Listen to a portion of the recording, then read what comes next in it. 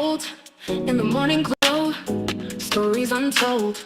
Let's play with words, a masterpiece of art. We're dialogue tune, igniting every heart. Let's tap into the ocean of thoughts, where waves of healing gently sold. Let's paint with words, a masterpiece of art, where dialogues bloom, igniting every heart. Let's dive into the ocean of thoughts, where waves of healing gently sought. Together we'll mend, stitch by stitch, in the morning glow. Let's make the switch. A symphony of voices, harmonizing the air, echoing truth, banishing despair. Let's sow seeds of unity, watch them grow in this garden of hope under the morning glow. Let's bridge the gaps, erase the line, in the tapestry of hearts let love shine. With every word, a step we take towards a brighter dawn for all our sake. Welcome to the morning glow, where dreams take flight in this realm of possibilities. Let's unite, together we stand, hand in hand, healing the nation across the land.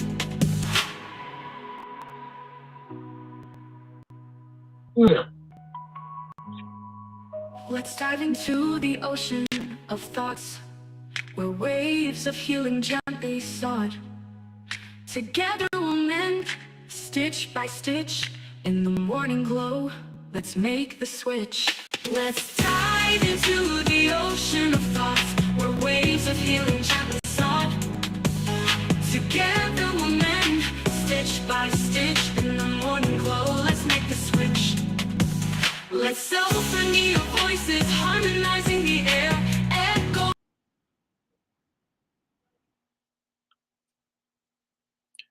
Well, good morning, good morning, good morning, good morning, good morning, good morning, and good morning, everybody.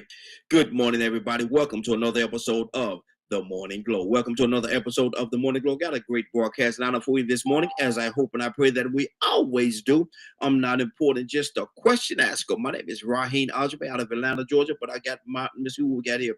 I got my brothers from another mother, but we got the same father. First on the line is LJ. Captain Leonard. Good morning, sir. How you doing this morning? Good morning, Raheem and the Morning Glow family. Toussaint. Good morning, sir. How you doing this morning? Doing well. How you doing? Hey, doing good, doing good, doing good. Let me see who we got here. Huh? And Badger. Good morning, Badger. How you doing this morning? Another beautiful and blessed day. Yes, sir. Yes, sir. We're going to jump right into this wonderful and amazing Monday morning. And I'm going to ask the question. Captain Leonard, I'm going to start off with you, brother. I'm going to start off with you this morning. Sure. We on some shaky sword this morning, starting off with Leonard, boy. Ain't no telling what you don't get. Ain't no telling what. You know what? I'm going to let you slide, Raheem, for a minute or two. Go ahead. Okay. Leonard, I want you to explain to me the effect, and before we even get to that point, explain to our listeners, for the ones that may not know, what is DEI? DEI refers to diversity, equity, and inclusion. Mm-hmm. It is a program that was created to stem off discrimination, Mm-hmm. especially in corporate America.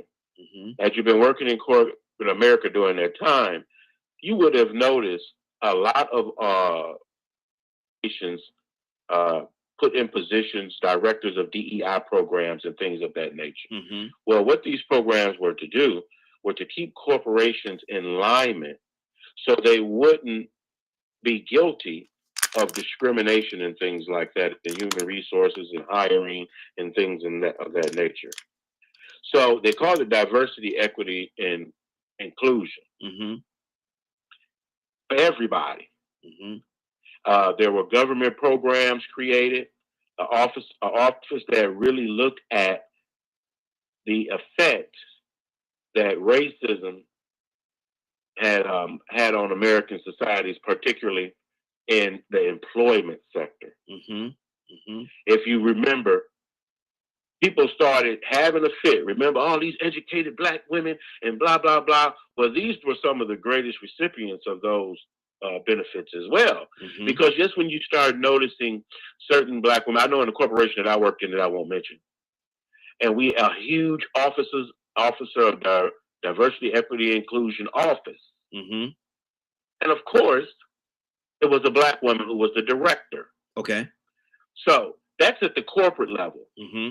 But with a good president like we had before, if you mention, I think I had mentioned this in one of the shows we had a while ago, that this president had ordered all cabinet members and directors and things like that to go in as they were doing their jobs to make sure Mm-hmm. that they were doing everything they can to correct Mm-hmm. the legacy of racism. Now your new president comes in, he's already put them on suspension. Yes. And Yes. I'm pretty sure they will be walked straight out the door. Mm-hmm. Mm-hmm. Simply because they work in jobs dedicated to eradicating discrimination. What do you think? What do you think the result of this is going to be? Because a lot of companies actually coming out saying that they're debanding or dismantling or not even supporting DEI anymore. Leonard, what do you think the result of this is going to be? Well, it has a chain effect, Mm-hmm. particularly starting off with one of the hugest arms of the labor protections is with the EEOC. Mm-hmm. The EEOC's main job is the equal employment opportunity. Yes. I'm pretty sure you all have seen that. Mm-hmm. Well, that was created as a government program to correct discrimination. Mm-hmm. So now they're just scrapping the whole thing. They're just, reordering the entire mission as it relates to enforcement of civil rights, making sure that people have civil rights and things of this nature, had the right to, let's say, for instance, if you complain about your employer or what have you, and things of that nature, you usually may have some chain of command or process that you go through. Mm-hmm. The process with the federal government was called the Office of Civil Rights, Yes. which he is also trying to destroy. Remember before, he Mm-hmm. deprioritized everything that the Office of Civil Rights was doing Mm-hmm. at that time. Yes. So I'm pretty sure now he'll try to go for eliminating as much of that office as possible, Mm-hmm. since they believe that there's no reason to even enforce this act or to even care about equal employment opportunity. Mm-hmm. Wow. Wow. So you have to think about it. I think I was doing the show this weekend. Like I said, don't y'all Negroes with these great government jobs that seek to balance things based on discrimination or what have you? Mm-hmm. They're finna get. If you haven't been walked out the door already, you're probably next. Yeah. Especially if you're on the list of companies that are supporting this move. Mm-hmm. And truth of the matter, man, there's a lot of. I saw Al Sharpton this weekend. He was actually protesting. He was not necessarily protesting. He was gifting Costco's, because he said Costco's is one of the companies that's going to continue the DEI. He's going to continue, and he said, if you support us, we will support you. And he was giving out like $150 gift cards to everybody, that a lot of people that shopped in Costco's, as a way of support. Right. Support us. And what that means is, remember how we used to do, if you shopping at a place, you need to make sure some black folks work there. Yeah, exactly. Don't go shop where you're discriminated against in employment. Mm-hmm. Exactly. This is one of the huge priorities of the civil rights movement. Mm-hmm. Mm-hmm. That's good. That's good. Toussaint, what do you think about this whole DEI situation? And a lot of companies are saying that they're no longer going to support it because it was pulled off the table by 47. It was pulled off the table, and now they're saying they're not going to support it, and it's going to hurt a lot of people. A lot of people is going to, like Leonard said, going to lose their jobs, man, because there's no program in place to make sure that they don't lose their jobs. Toussaint, what's on your heart, brother? Talk to me. Good morning. How you doing this morning? I'm good. I just want to see how this can work out, because it's rough, the whole workforce. Mm-hmm. All of the times that we've been operating on a fair basis, all of it is just preventing somebody that's abused Mm-hmm. from being discriminated against because of whatever. Because we all different. And when it comes to working, okay, how you feel, what that got to do with the job? Yeah. When Yeah. the rubber meets the road, put your, as a matter of fact, you set all of that aside. You hire possibly a mouth, but you need hands and feet and the know-how Mm-hmm. to do a job. It ain't got nothing to do with how you feel and where you worship at and who you sleep with. Mm-hmm. Mm-hmm. It's just if you can do the job. Mm-hmm. I just can't. I wonder if they're gonna hire all of these people back that have been terminated because they treated this person a certain kind of way because of their force. Mm-hmm. We'll see how that works out. Yeah. Yeah. Because there have been a lot of people. I remember. Let me just say it like this. I remember this man, this person. Let me call him a person now. Because for 30-something years, they came in and they were, let's call his name Jim. Mm-hmm. And they decided to come in and they, including the bathroom facility, they wanted to be Janet. Mm-hmm. And anybody that disagreed with him, you can go to the house. Yeah. Period. Mm-hmm. Because Janet and Jim could do the job. Mm-hmm. Leave them alone. So this is going to be very interesting because we've been operating to the point where don't say that. Mm-hmm. You can't. I know how you feel, but leave that on the outside of the gate, the workforce. Yeah. Yeah. Yeah. Wow. Because really, when and I have some things that I don't agree with. Mm-hmm. Okay. Mm-hmm. I remember when I was in a position, one of the employees called me and told me that they were getting wedded. Let me say it like that. Wedded. Mm-hmm. And it Mm-hmm. was that they needed a few days off. I said, I just put your time in. Mm-hmm. Now, they were getting wedded to the same gender. That ain't got nothing to do with, matter of fact, they were the lead, work Mm-hmm. lead. Mm-hmm. Wow. And I put them there Mm-hmm. because they knew how to do the job. They could take it, they could receive instructions and give them. And Mm-hmm. then at the same time, they would take care of their part of their assignment as lead. Yeah. Yeah. I don't agree, but you can do the job. So I ain't got nothing to do with that. Let me put your time in, and Mm-hmm. I'll see you when you get back. Yeah. That's it. Mm-hmm. Now, if I wouldn't have handled that like this, and I know my time is up. If I wouldn't have had handled it like that, and I said, "Well, I don't agree with same-sex marriage, and you can't get off," well, this company gonna get sued. Yeah. That's because I represent the company, Mm-hmm. and Mm-hmm. this company gets sued, I get terminated, and there it is. Everybody out of Now- a job and money. So let's see how this works out. Mm-hmm. If this road has been took a turn in the curve. Mm-hmm. Exactly. Exactly. Let me go to the young lady. We got Badger, and we have I think somebody else on here. Oh! Look at that fella there, Dr. J. He with us this morning. Look at that fella right there. Look at. I got so many screens going on right there, man. I couldn't tell. But let me go to Let me go to Dr. Cook. Dr. Cook. Good morning, young lady. How you doing this morning?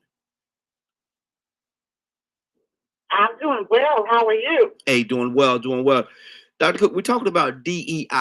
What is DEI and what is a lot of companies are pulling back because 47 said that, he's no longer supporting DEI. He's no longer supporting it. What is going to be the repercussions from all these companies letting all these people go? I'm not sure what's going to be the repercussion. Mm-hmm. Um, Is it a you good? have a lot on unemployment. Mm-hmm.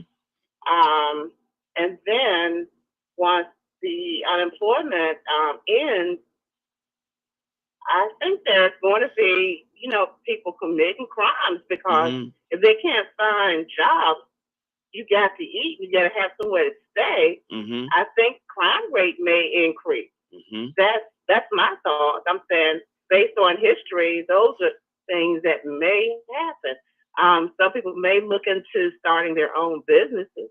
Mm-hmm. There are a lot of jobs out there, and there are many other things you can do. I would look at it in a positive manner and try to start doing things for myself, Mm-hmm. opening up a business. So, but based on history, crime rates normally go up, Mm-hmm. which I hope doesn't occur. Yeah. Yeah. Yeah. You got to be real careful. You got to guard. You got to guard your door. Better guard your door, because I'm gonna tell you something. Somebody could be Yes. trying to put their foot through your window or something, man, and come inside and take what you have. Not because of the fact that they're necessarily bad people. It's just that they have to provide. They have to have a means. They have to have a means. And if you take it away from them, you force a person. And see, I don't want this to sound like we're giving excuses, because we're not. It's wrong. It's wrong to do that. But put a person in a corner, man. They're gonna come out that corner. Badger, good morning, Badger. How you doing this morning? Another beautiful day we get to share and learn. Yes, sir. Yes, sir. What do you think about this whole DEI and with it coming to an end? I mean, when I saw that executive order written, I started getting a lot very concerned. Um, because I mean, there's already limitations on many places because of insurance issues, especially when you get into disabilities and other things. But now, it wouldn't surprise me at all if one person has more merits than another and they get overlooked based on race, disability, or some other factor, or even religion. Hmm. Well, I think that's a part of what the DEI is. So they can't get overlooked. It was a policy that was Correct. in place. Right. It's diversity, equality, and And inclusion. inclusion. Yes. Hmm. And it's that was the man. And then you add in restoring freedom of rights and getting rid of federal censorship. Hmm. It's gonna I'm as a board member for a nonprofit, there is a lot of concern. Like Hmm. it is very how it's almost like he did it to benefit the companies. So when they did have a racist manager or a biased manager or whatever kind of manager, district manager, so on, that they could be sued Hmm. for that kind of treatment Mm. and things of that nature. Well, I don't know if that's going to be allowed anymore. No. So you can't hold people accountable. Mm-mm. So I don't know what it's going to look like in the future. Oh, and I I'm trying to do my best to do as Dr. Cook said, you know, find a way to be positive about it and all that stuff. And I want to see people create more businesses and different things of that nature. And it's going to be an adventure. And Hmm. I really hope people keep their anger in check. It's gonna be tough, brother. It's gonna be tough. I don't disagree. What if we react, I feel it's going to make everything a lot more worse than anything else. Hmm. Stanley. Good morning, sir. How you doing this morning? Good morning, man. I'm doing all right for an old fella. Well, I'm trying to find the How old y'all? fella. Trying to find the old fella. But we He talk. don't know. He don't know they're on the phone. Okay, all right. We talking about the DEI and the impact that it's going to and that is having already. And it's been the positive spin about it is what everybody is saying this morning is, it'll give everybody an opportunity to, create their own jobs and different things like that and go into business for themselves, which is a good thing. But Stanley, if everybody's losing their regular quote unquote jobs and nobody have any money, what lies that benefit? It's gonna mess a lot of folks up, man. Like I say, it's gonna have some benefits, but in the long run, it's gonna hurt because it's not gonna create a lot of equality for folks. Yeah. And what folks are looking at as well. And he's already having a negative impact. I was talking to some people yesterday as far as the January the 6th impact. You have people already mad at him because of the pardons that he did for the people on January the 6th. You have some law enforcement folks that voted for him, but when he pardoned the people that was involved in January 6th, that hurt the law enforcement people. Like, man, these people, some people got killed doing this. Yeah, exactly. You know what I'm saying? Okay, so now you got folks that are upset about that. And what a lot of folks are not looking at, and I know I'm gonna get off the subject for 1 second. The ICE raids over the weekend, they've arrested or deported or attempted to deport 1,300 people already over the weekend. All right, what's going to happen with that is you got who's going to pick the fruits and vegetables. Yeah. Who's going to cook the fruits and vegetables? Who's going to serve the fruits and vegetables? Who's going to do all this stuff? Once all this stuff comes to fruition over the next year, everything is going to go up. So if you don't have a garden, I advise you to start one. If you're not raising a couple of animals, if you don't eat meat, there's no problem, but you need to have a garden. But if you don't have a goat or a pig or a cow or some type of animal that you eat, I advise you, to either raise one or know somebody that does raise one so you can start buying your own meats, or know somebody that has a farm or garden so you can start getting your own fruits and vegetables, man, because within the next 12 to 18 months, it's going to get ridiculous. Oh yeah, absolutely.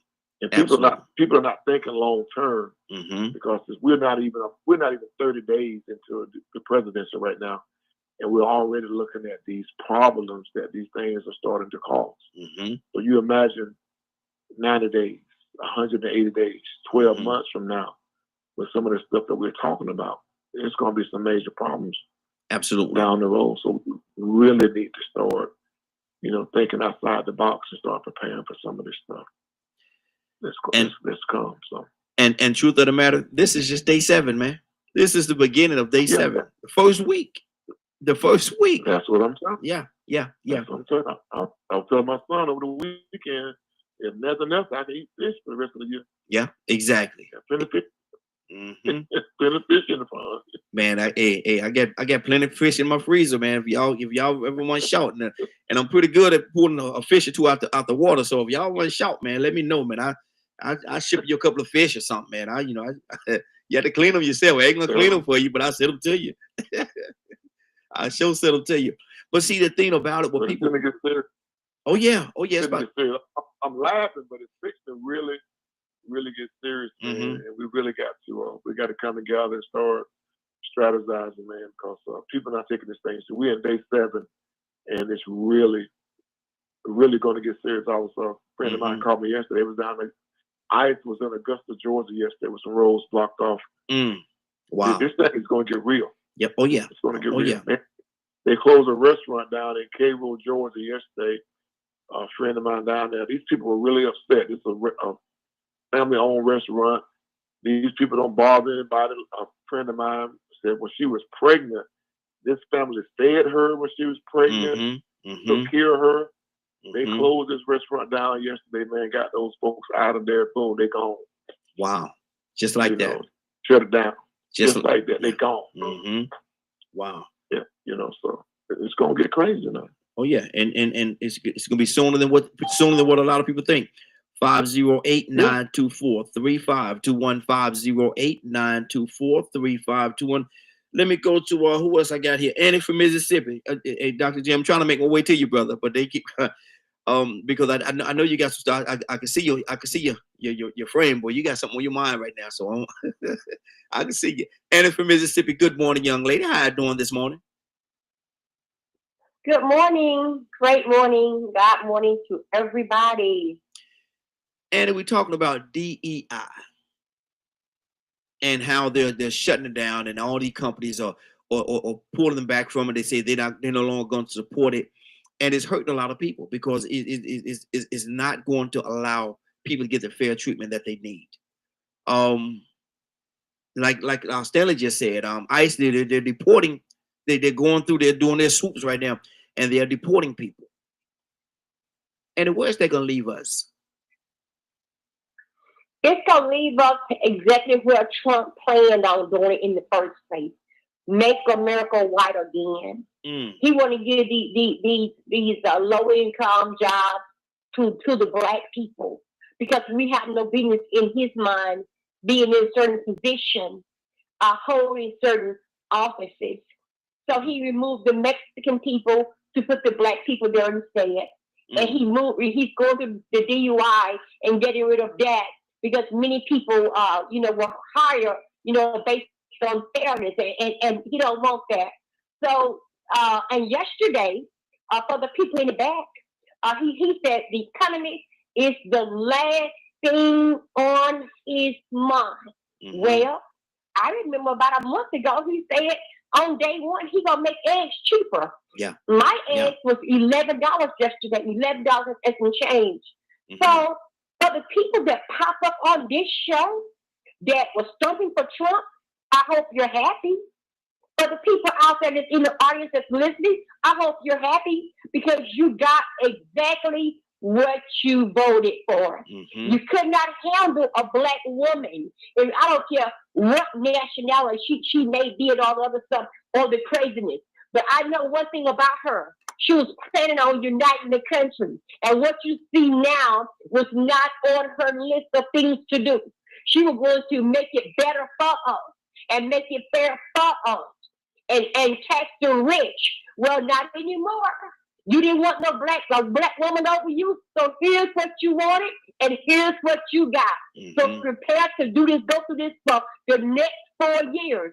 As if that wasn't bad enough, now the Senate comes along and wants to introduce a bill for Trump to run for a third term, but not Obama. See, this is the kind of stuff you get when you vote for a clown. You put your red nose on, you put your floppy shoes on, you sit back and you enjoy the show because you made it happen. Wow. Okay. Dr. J, talk to me, brother. We're talking about this DEI, man, and all the stuff that's going on and how it's going to impact in a not so positive way the society and truth of the matter, our community, man. It's not going to be a positive impact at all on our community. What do you say to that, brother? Man, that's a tough act to follow first. I mean, you put me on after Anna, because I think different, Raheem. And by no means, by no means am I going to go to the circus. I didn't buy the ticket. I don't support the circus by no means. But I know what struggle is. People control through fear. I'm not saying anybody afraid. I'm saying when COVID hit, there were more businesses built during COVID. During a time where people had to isolate themselves, they became creative. And again, please, it's just my way of thinking, man. And I think different. I've always thought different. Isolation brings on appreciation. It's being isolated that you get a chance to find out your creativity. Me, myself, I don't support the things that are going on. I pray for the people that are suffering the losses. I do. But at the same time, we're in a great position because we get to see really how bad things are. What are we going to do about it as a people? What are we going to start? Because we could shut things down. We really can. We could shut some things down. When Cadillac was going out of business, we brought it back. You know what bothers me? I see too many Bentleys. I see too many Rolls Royce, this, that, and other. And Lord knows I plan to have one. You know, because his will is for me to prosper, be in good health, even as my soul prosper. So I'm not going to be a poor broke preacher, right? But here's the problem I have with that. We support foolishness. We'll spend our money in foolishness, and we'll focus on foolishness. Give me one example that we as a people tried. What have we failed at? Nothing. Every time they set up obstacles, we overcome the obstacles. This is just another obstacle that we're going to overcome. It's going to take some time. It's going to take some heartaches, some breaks, some losses on all of our parts. None of us is going to be exempt. But there's nothing these people have done to stop us from being who we are. And we always say this question. Why do they keep moving the goalpost? Because they're afraid of you. You keep getting close. Here's the thing. It's all in the Bible. And people say it's all in the word. If you look at the children of Israel, when they got ready to cross over into the promised land, the Bible say that it was fortified. There was a big wall built up. Why? It wasn't to keep the people in. It was to keep the people out who was coming. These folks see you coming. And that's the only way I can see it, man, is don't take the negative negatively. You got to take it positively. We are equipped to shut everything down. And I will never think opposite of that. We control everything. Unfortunately, we got some people that don't want to learn that. We got to start some communities. We got to start some things in our neighborhoods. We got to teach people first. It don't make sense for me to open up a school if I'm not going to teach people how to think differently. First, I got to convince you. I got to get you to come to the place that, you know what? You're not the worst. You're not the dumbest. You're not the saddest. And how do you do that? You start it at home. It's not going to be an overnight process. These folks are only trying to rule by fear. I refuse to fear them. God is in control of everything. I don't care what it is. God is in control. And sometimes God allowed things to happen so that we could stand up as a people and do something about the things we've seen. And it's going to take more than prayer, but it's going to take a mindset that, you know what, we will not be stopped or overtaken. It is our time and season to run things. And we just have to, the kingdom of heaven suffer violent, and the violent take it by force. We ain't violent enough. We ain't been mistreated enough. And I'm not down with that. Wow. Right. But I'm saying, you say we have not been mistreated enough till we get to the. Let me ask you something, Raheem. Let somebody knock you down. You get up with more force than you went down with. I'm not saying that they need to mishandle us. I'm not saying that at all. Please. That's not what I'm saying. I'm saying until you get to the place that you had enough, we'll deal with them jokers. I'm not afraid of them. My thing is, and we got Brother Pete and Cap on the line as well. I'm gonna go to both of them. But my thing is this right here. I hear what you're saying, brother, but at the same time, I know there has been a history of mistreatment. We've been mistreated. We've been mistreated for as long as I can remember. We've been mistreated, and so let's do something about it. I don't think I need no more mistreatment. No, and I'm not saying that. I'm not saying that. I'm saying, but if I've been mistreated, as long as I've been mistreated, I had enough of them. I'm not going to sit here and talk about y'all no more. Get up off of me. Yeah, I'm not worried about that no more. I'm ready to fight. Okay. I understand. I understand your point now. Let me go to Brother Pete. Brother Pete, good morning, sir. How you doing this morning? Cap, coming to you next. Yes, sir. Top of the morning, DKM radio panel, listening audience, social media family, and to my dear brother that was just freaking. Appreciate you, brother. Your heart, mind, and spirit. I love you, brother. Stay on mission. Yes, sir. How we doing this morning? Hey, doing good. We're talking about this whole DEI and the impact that it's going to have. Your 47 has done away with a lot of companies are saying they're not honoring it any longer, and they're pulling back from it or cutting it out. What do you think the result is going to be? This is the mental vision that I see right now is a wild horse and someone who is inexperienced in taming a wild horse, attempting to get on the back of the wild horse and go for the ride. That's what this whole this is going to be an experience, obviously, and a wild ride. We need to take what my brother was saying. Take courage. Listen, what seems to be so negative is empowering. At this point, we as an ethnicity and a nation as a whole, but definitely us as an ethnic group, should understand that the melanated folk in this country, we have been taught to conform and perform against what is within our personal and collective best interests. Many to most to just almost all of what we think is right is wrong. And so much that we think is wrong is right.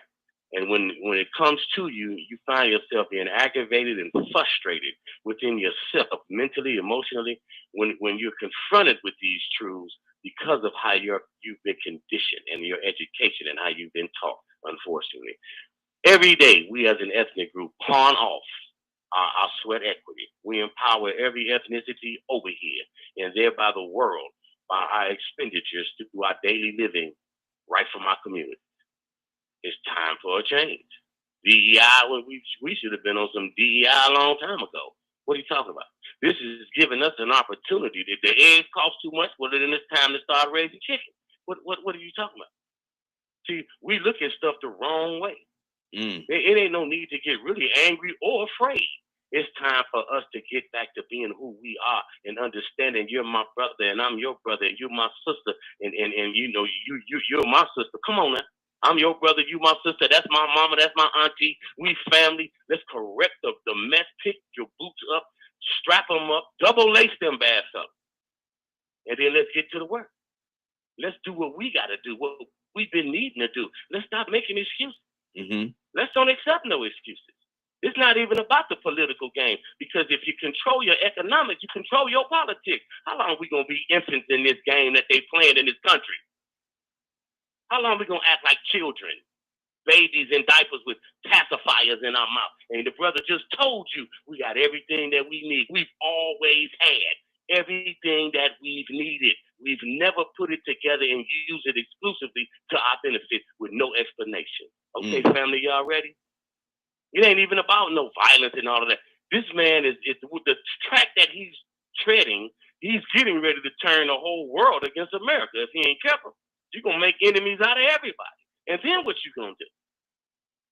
Because who going to fight for him? You fighting? We'll fight if they bring the fight here. Who's signing up to go anywhere? Congress? Because y'all going to be first on the list. Are you tough talking bad characters? Yeah. Y'all get you a pistol and get you a rifle and a vest and a hat and let me see you go over there and fight. Oh, now you got all these issues why you can't do it. Hey, man, enjoy the ride. Don't be scared. It's time for your family to get together. When the last time you talked to your brother? Call him up. When the last time you talked to your mama? Who you need to confront and deal with to get past the issue so that y'all can set the path, the trod, the lay the lane to grow the vegetables. What? Come on now. That's what time it is. We don't be afraid of none of this stuff. This is a blessing if we understand it. It's creating more opportunities for us. I don't even support the dude. But I'm not afraid of them. I'm not looking at none of this stuff as negative. You want to tear down your position, keep doing what you're doing. Because you're weakening yourself. Why are we not strengthening ourselves? Like at this point, we should be looking at the state of Mississippi and saying, we should take that ass up. Everybody finna go there and buy land and build, and we should take it. And push y'all out. Let's play by their rules. All right. Okay. Hey, love DKM Radio Morning Glow. Hey, everybody got their take on it. Everybody got their take. Let me go to Captain. Captain, what's on your heart? Good morning, sir. How you doing this morning, Captain? Hey. Good morning and God morning to the Morning Glow family. How you doing, brother? Hey, doing good. Good to have you back with us, brother. Definitely good to have you back. Good to hear your voice this morning. What do you think about this whole DEI situation?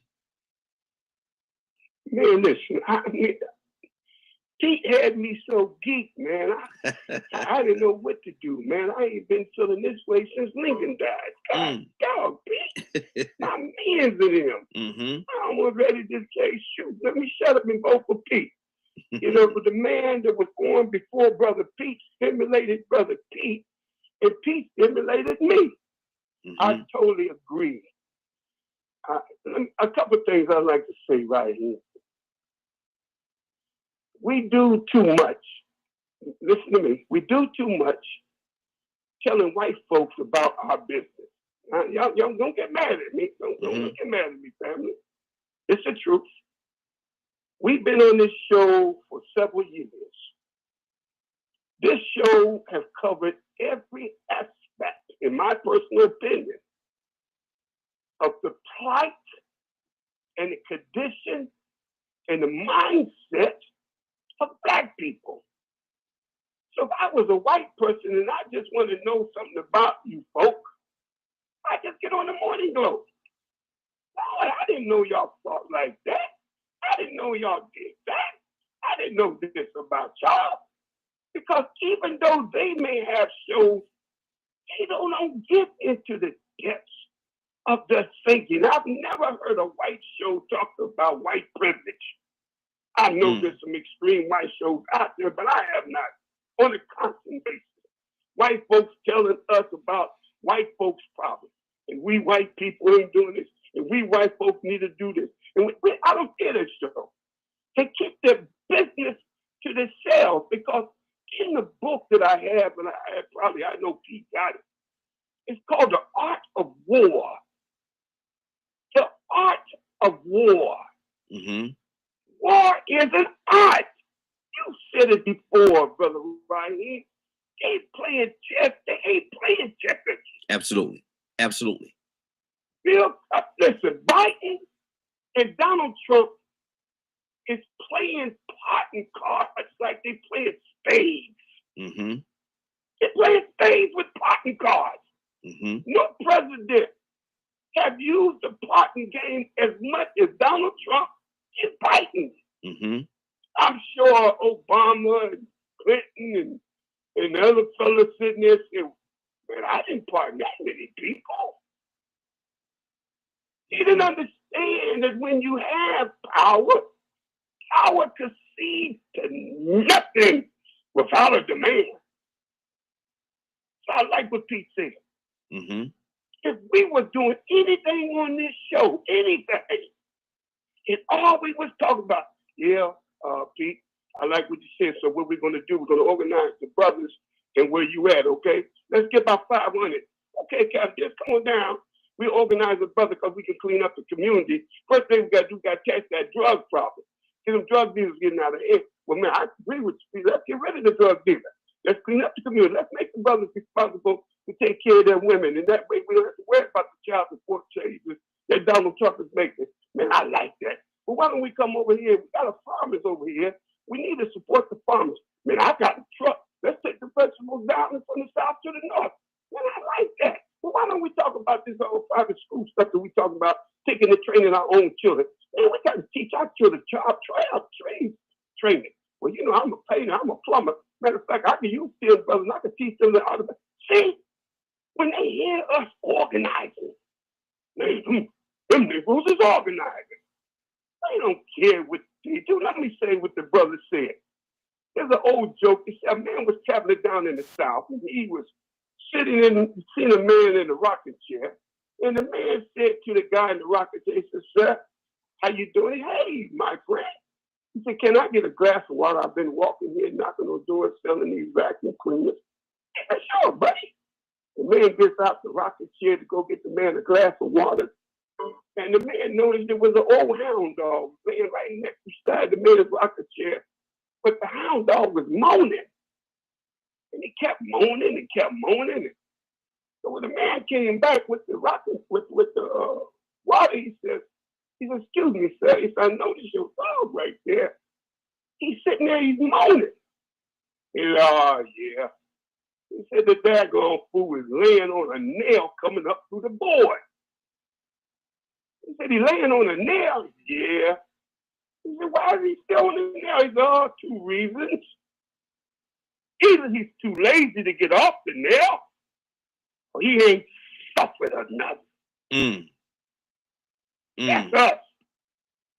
People come in our community here, black people moaning. Oh, the Jews is doing this, the Asians is doing this, the white man doing this. Why are you moaning, black people?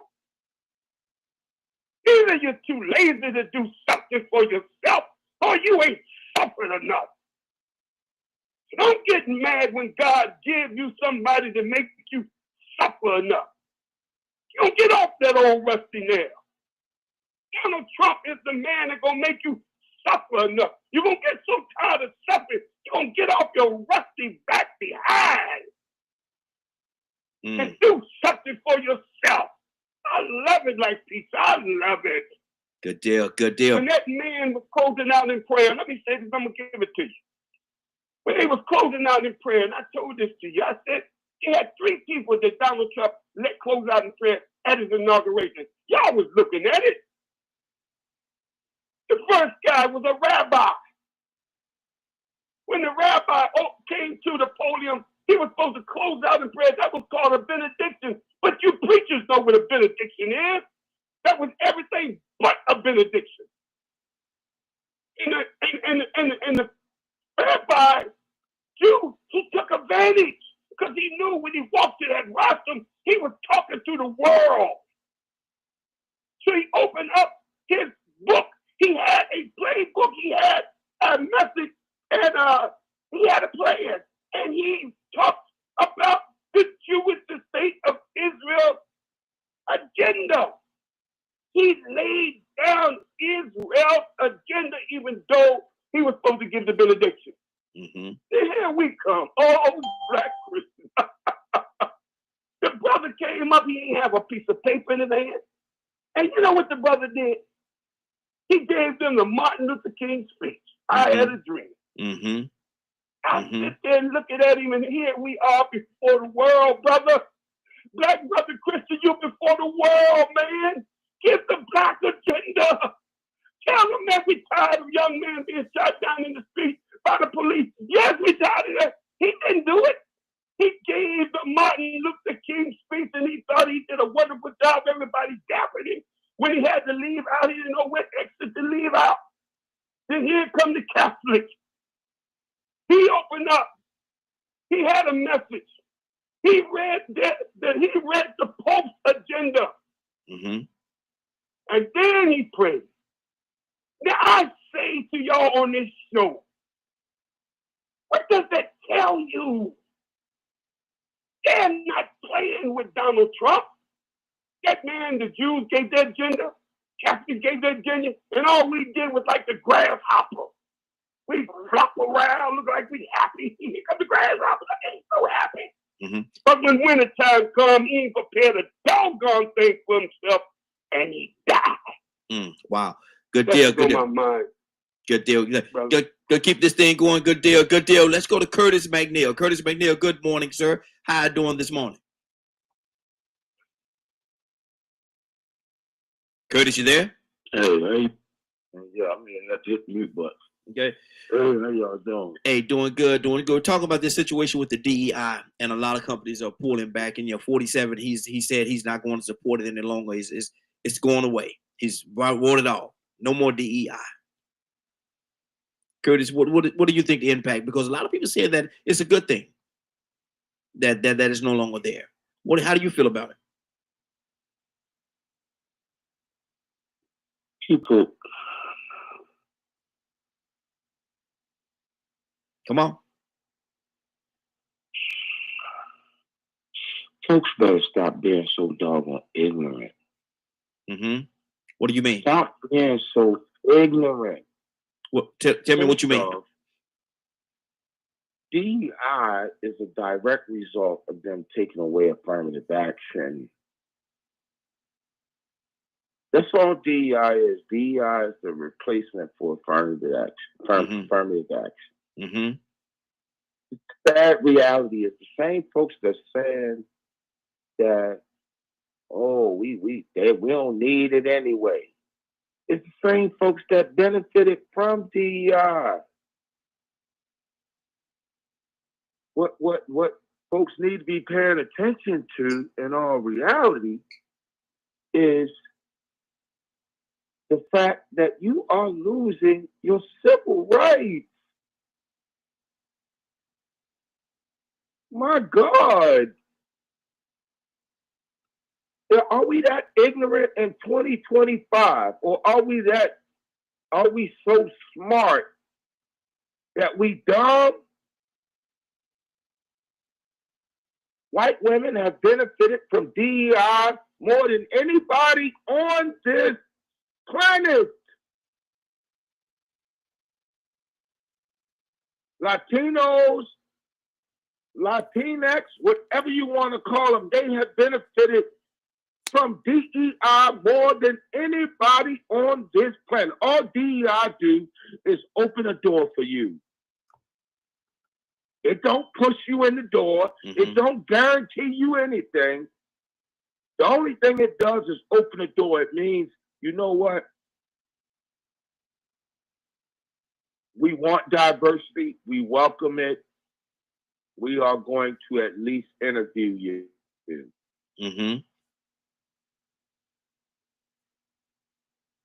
Ain't nobody getting hired as a result of DEI. You know what? Let me put it like this right here. These are the same people that said that Kamala Harris got where she got as a result of DEI. Oh, forget the fact that he went to one of what is considered one of the greatest HBCUs on the planet. Oh, let's forget the fact that that very same HBCU put out more doctoral recipients, high quality doctoral recipients than any college on the planet. Oh, let's forget about the fact that she was the attorney general of the largest state attorney general's office in America. Oh, we gonna forget about that. Oh, you know what? Let's forget about the fact that she was in state politics at the local level ever since graduating from college. Oh, we're gonna forget about that. Oh, we're gonna forget about the fact that she was in federal government, straight from state government, straight from local to state to federal. Oh, we're going to forget about all that. She was just a DEI hire. Man, folks need to go on stop with that foolishness, man. All the same while they want y'all to believe and stand on DEI is not a good thing, but at the same time, they want you to accept that this man just told you, I give you my heart.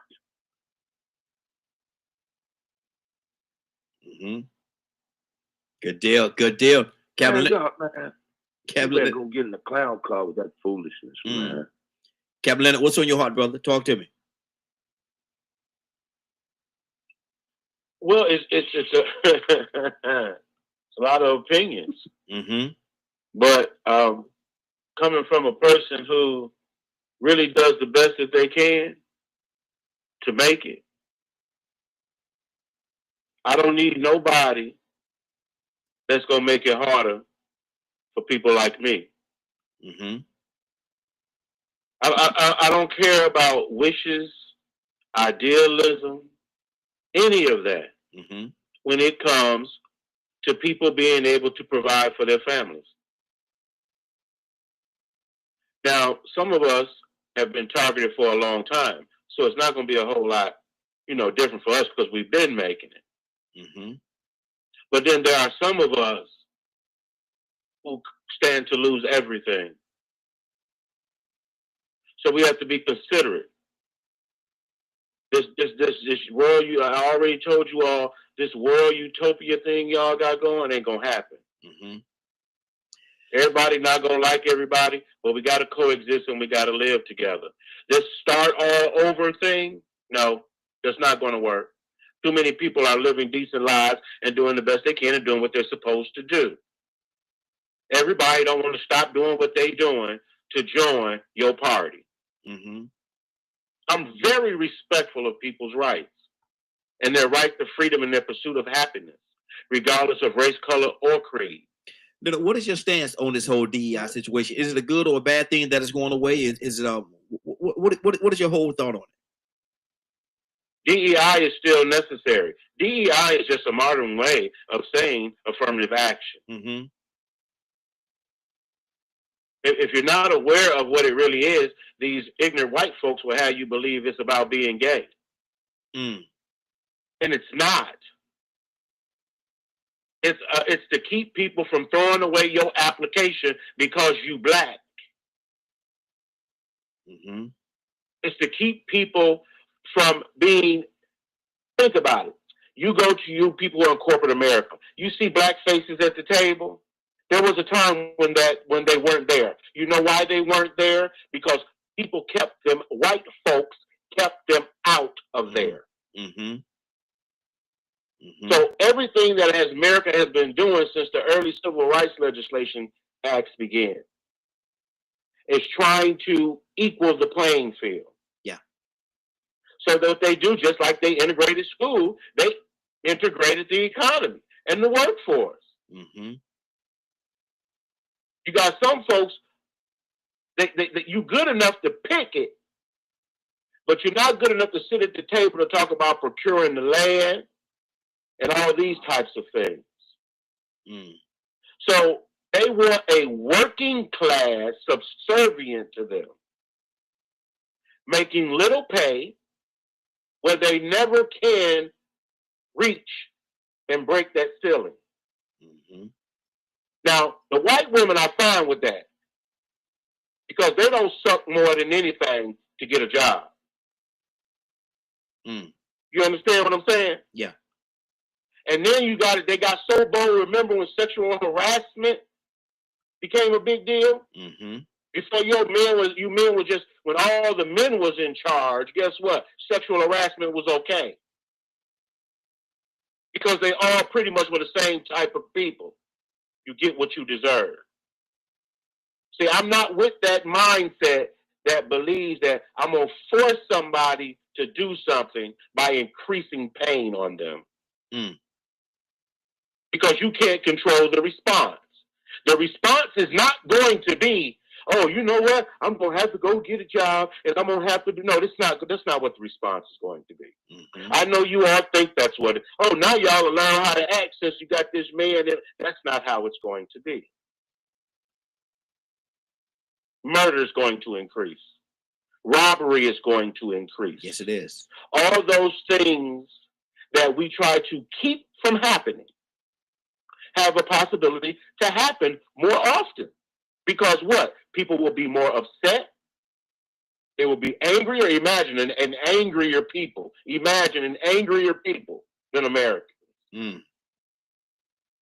More angry Come than on they now. are. All More the angry stuff than they that already are. if I put pressure on you, you gonna do better? No, that's not usually how it works. It's gonna break is what's gonna happen.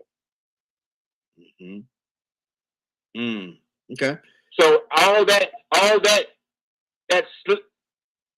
gonna try to put it the best way I can. Mm-hmm. Because I still hear a white man in a whip in a lot of people's conversation. And I don't care for it at all. Mm-hmm. Because if you think you're going to whip people into submission, you're not. Mm-hmm. They're going to kill you back. Wow.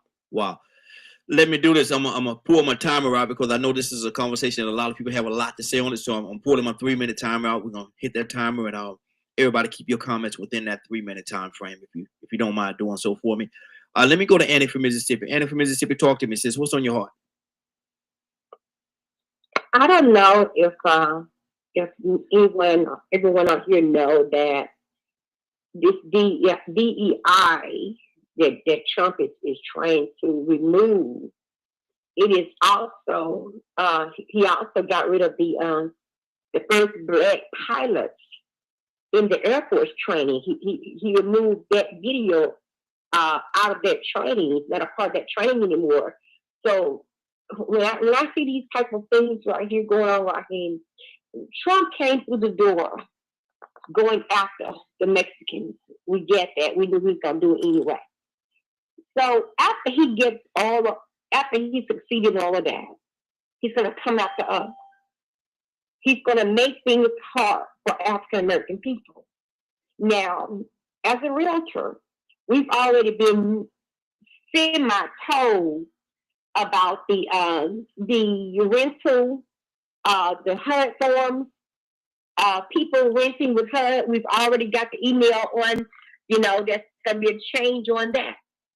Now, the change in my mind is going to be that they're no longer going to give you a HUD voucher for X numbers of years like they once upon a time have done. And you go back every year to see is your income the same.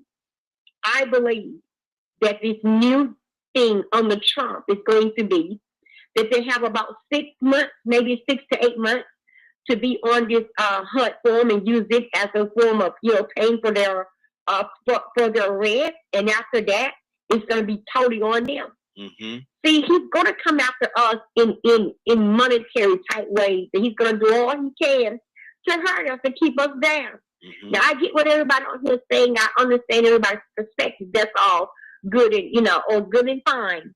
But after the Mexicans, after he get rid of all of them, he's going to come after us. So we might as well get ready for it because it's going to happen. This is what his plan was all along. He lied. He told people what they wanted to hear.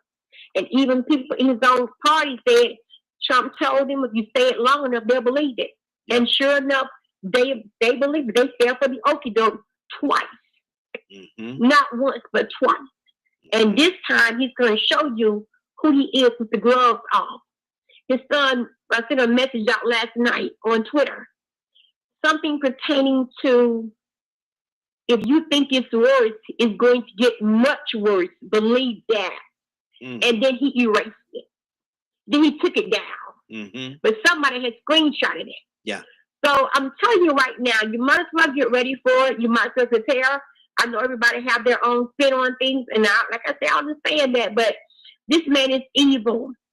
You can pray over him. You can pray over him and try to change him. Only God can change this man. But this man got to want to change. Because like somebody said earlier, the vision they have is like a wild horse. That's what he is. He's a clown. A whole clown. And anything he can do to make black 30 seconds. Or brown skin or any other. Am I out of my time? Yeah, 30 seconds. Go ahead. I'm sorry, go on. No. I'm going to start right here. Okay. Let's keep this thing going. Cassandra Alexander Green. Good morning, young lady. How you doing this morning? Good morning.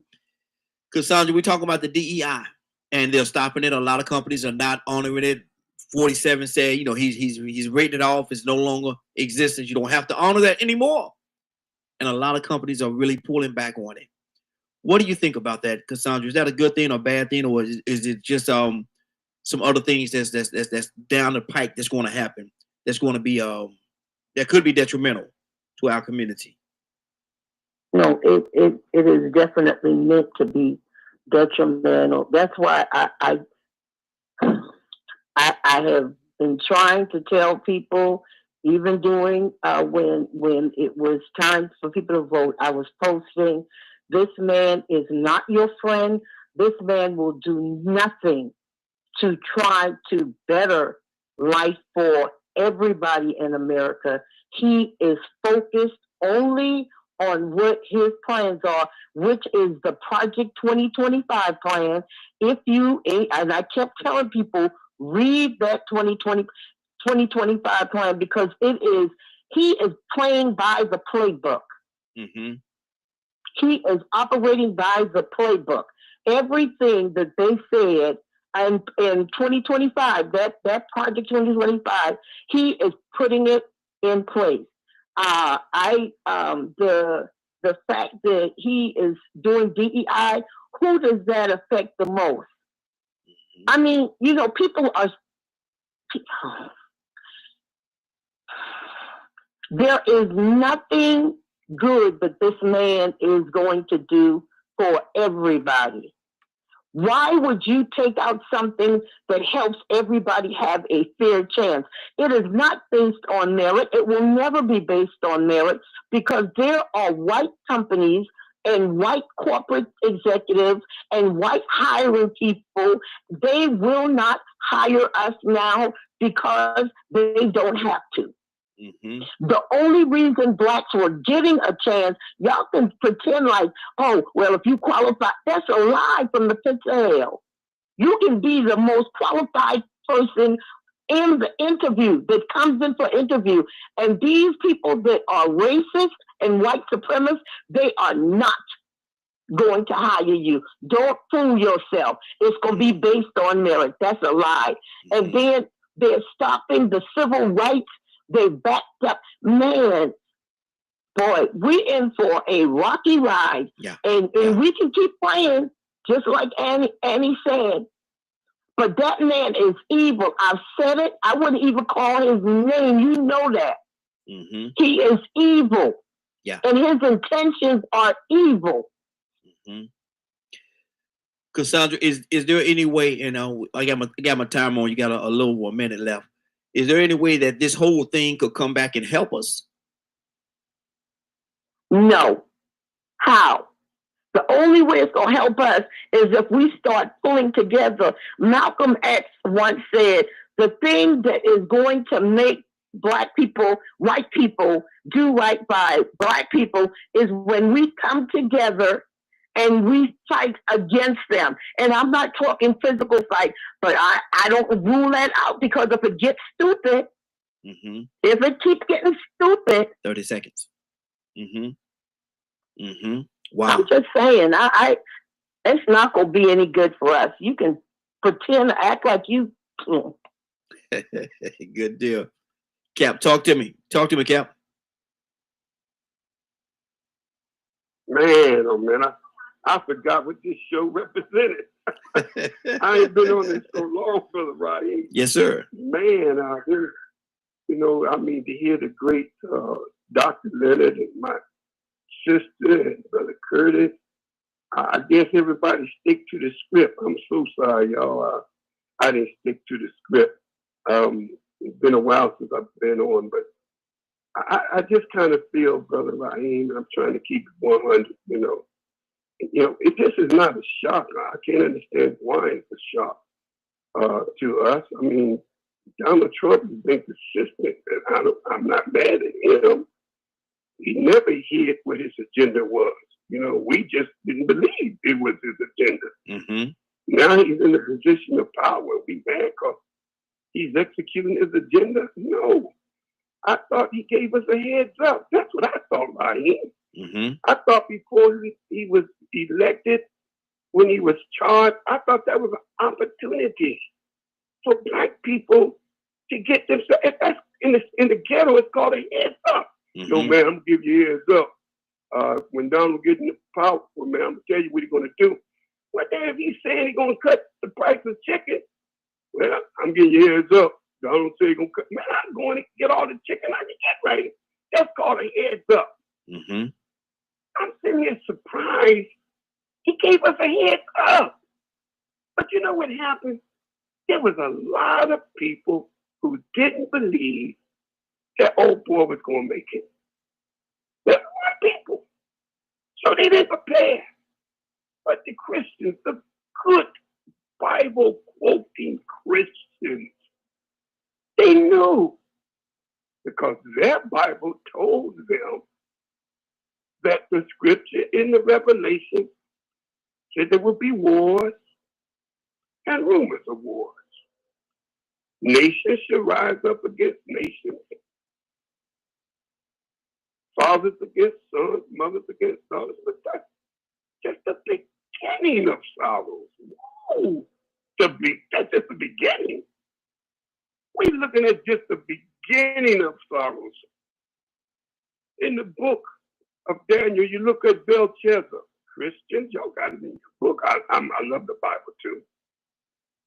And Belshazzar, man, was glorifying his position. And he was bragging. He had 1,000 of his noble men, and they would just, you the man, Bill Chester, you the man, Donald, you the man. I'm sorry, Bill Chester. And as he was glorifying and praising himself in pride, the handwriting was on the wall. And he didn't understand it, so he had to go and get Daniel. But somebody had to tell him about Daniel. Said, your father Nebuchadnezzar handed these to his peasant. Yeah, I forgot about it, but thank you, sir. Thank you. Yes, sir. But anyway, we need to just follow this our script and our playbook. Our script and our playbook is the Bible. Our script and our playbook is the Quran. Let's stick to our script and our playbook. And I think that man would be less of a problem than a flea on an elephant. Good deal. That's what's on my heart. Good deal. Toussaint, talk to me, brother. Brother Pete, coming to you next. Toussaint, you there? Yeah, I'm here. Talk to me. I just gotta get out this corner that I'm gonna return to. Let's go. Let's go. There are some things that I want to say that I'd like to say, but time's gonna run out. I'm gonna be. Let me just throw this out here. Okay. You disrupt the workforce as we know it. You're already putting people out.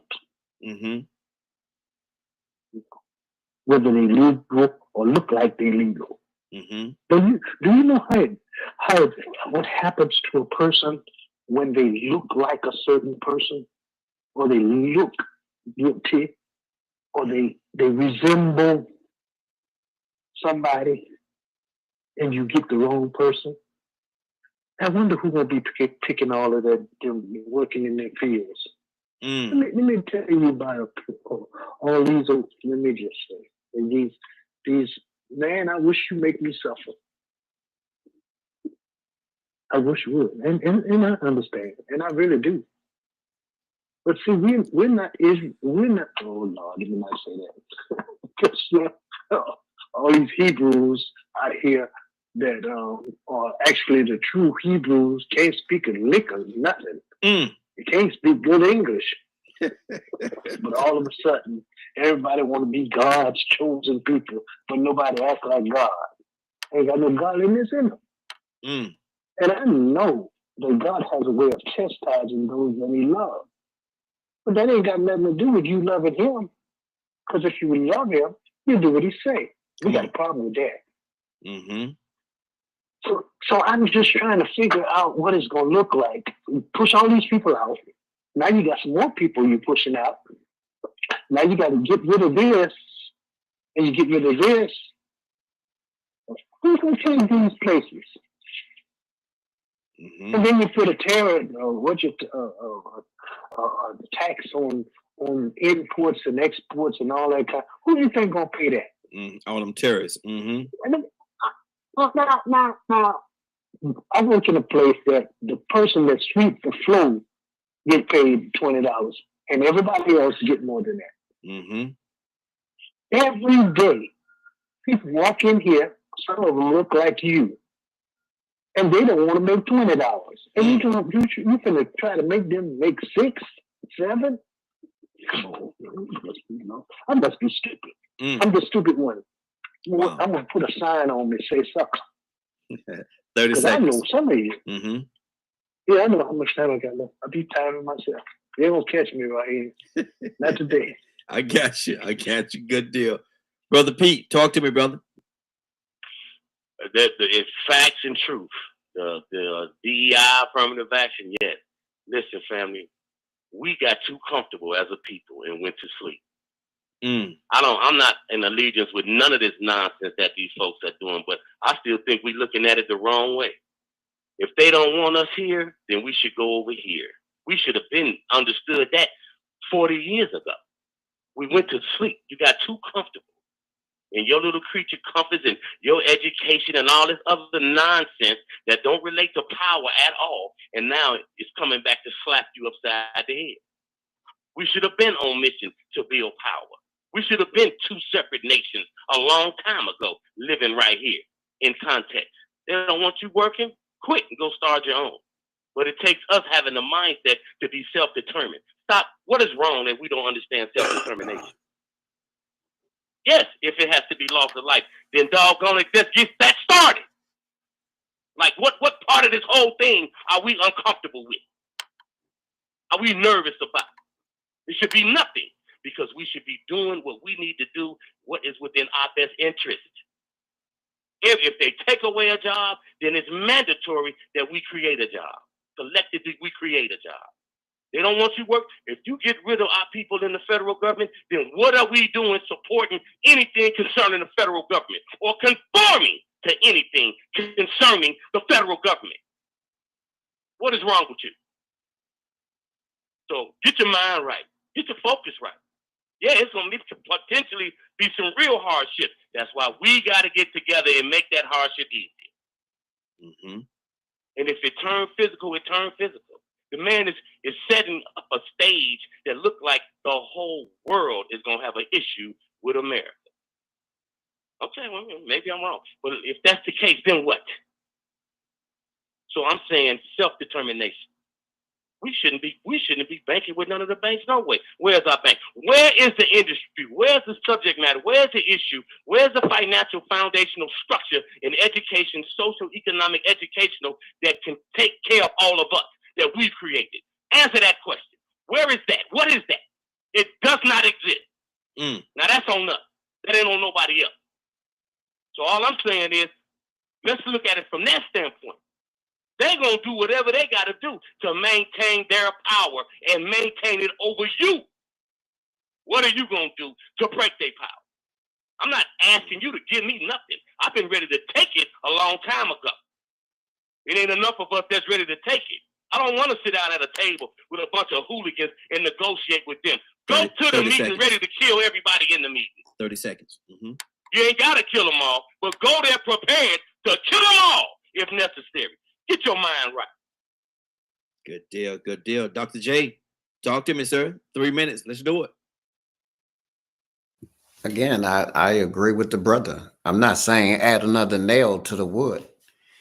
I'm saying if you're not going to remove the nail, don't complain about it. We've been proven as a people that we are successful in any and everything we do. If you're not going to change, I'll change, right? I'm not going to get on here and take this time, waste your time, my time, and the time of other people to whine about how bad they are. I know that they are what they are. I don't disagree with how we feel about them. I just refuse to talk about it. I'd rather talk about solution than the problem. The problem exists. The problem always exists. But for me, I know too many people. I'm listening on here. I'm hearing too many intelligent people, man. I'm hearing too many people who have the ability and have the wisdom to bring about a change. So what I'm going to sit here and speak about the foolishness, because that's what it is foolishness to me. That's what folks do. And it's not a black thing. It's not a white thing. It's a people thing. You know, unfortunately, we don't want to accept that it's on our side too. You know, black people can be just as corrupted as white people, and people don't like to hear that truth. That is the truth. But I'll take this opportunity to get with brothers who not think the same way I think, but we think similar of how we could get something started. The system don't work for me. The system ain't set up for me. So why am I going to rely on it? Right? My life ain't no easier. It's no easier for me, for anybody else. I choose to make a choice. And in making that choice, I had to decide what type of people am I going to be around. Hang around 9 broke people, you're going to be number 10. So I had to make some hard decisions. No, you don't inflict more pain to teach somebody something. That's not how it works.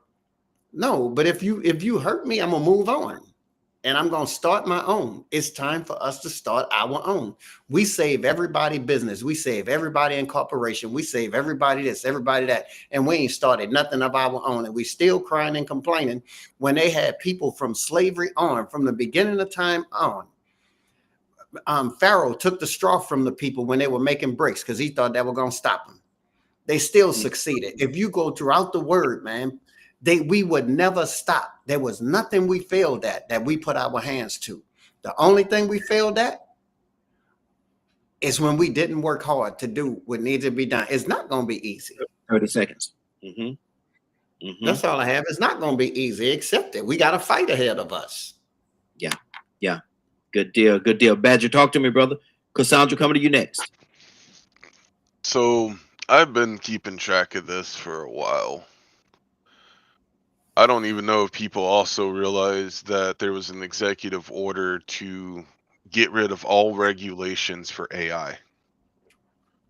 And that Amazon, Ford, and other companies were, even Elon Musk was letting people go prior to all this happening and going down.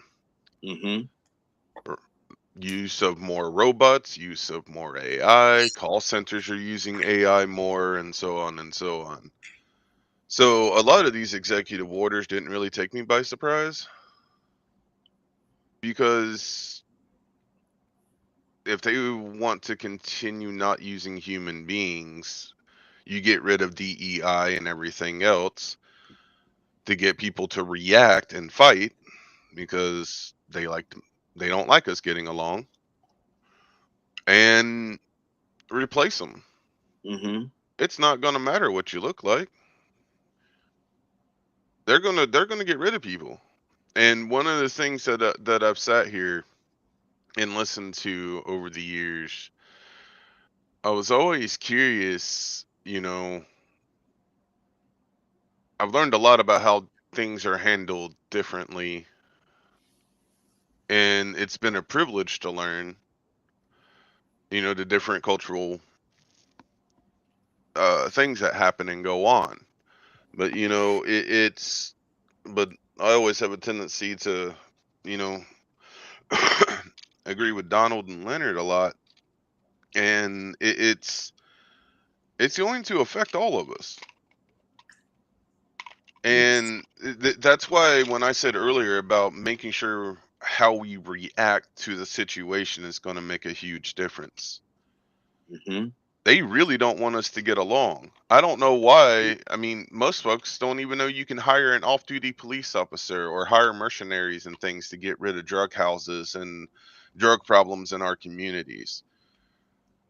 All it takes is the community to pitch in together to get rid of it. Why ain't people done that?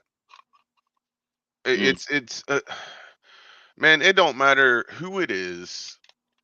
I've heard the blame game for so long, all across the board, every race, every class, to some way, shape, or form. 30 seconds. And now we're sitting here blaming Trump, and I'm looking at the House and the Senate going, they're full of Republicans. They can overthrow every single executive order that he has written by doing 2/3 vote. And yet they haven't. And people would rather just throw Trump under the bus and go and just let all these other people do what they need to do or whatever they want to do.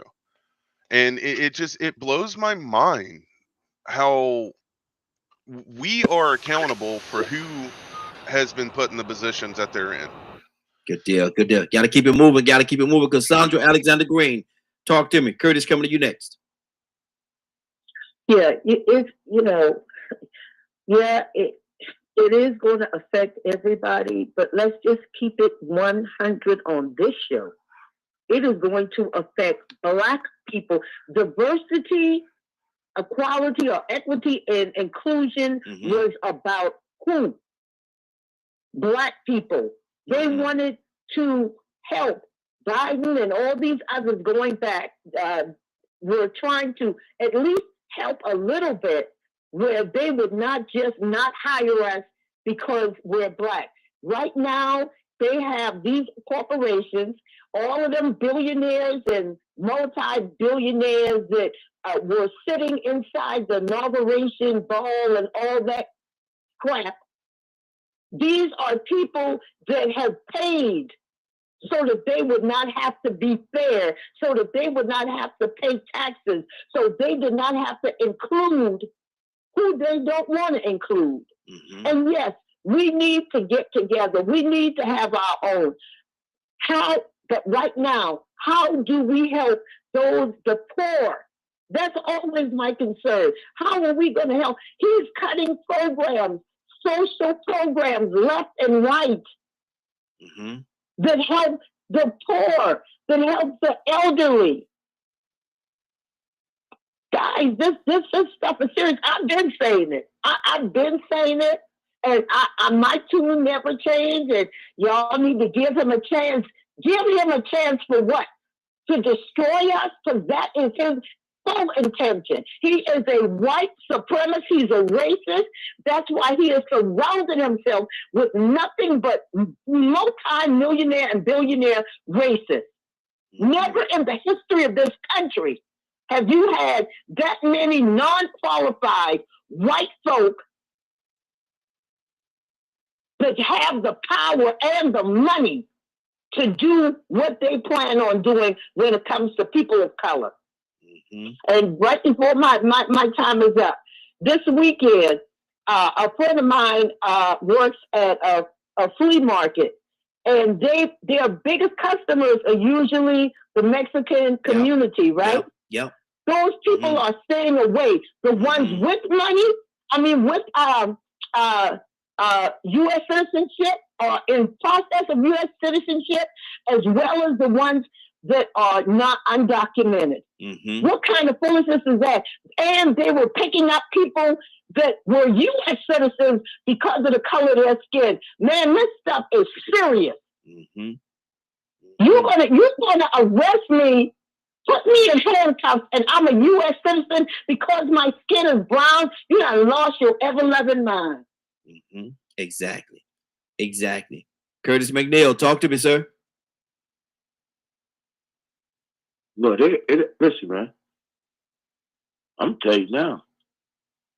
Come with that foolishness if you want to. Let me tell you, like Billy the Kid say, I'll make you famous. Because the truth be told, man,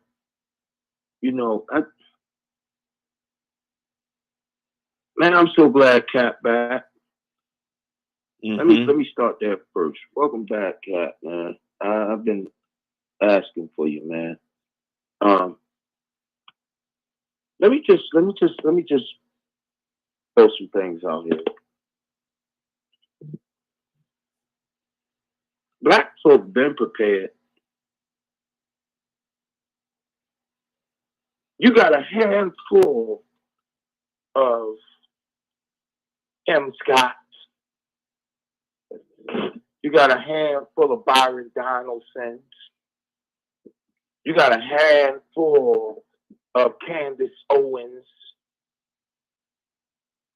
I can't remember that lady's name on that lady that worked for Fox. But you got a handful out here that is in all reality that is oppressing the majority. And that's probably because we as a people done gotten away from what our Nubian ancestors used to do with people like them. So it becomes obvious to me that we are just lost, man. We lost right now, man. We've been living under a tyrannical system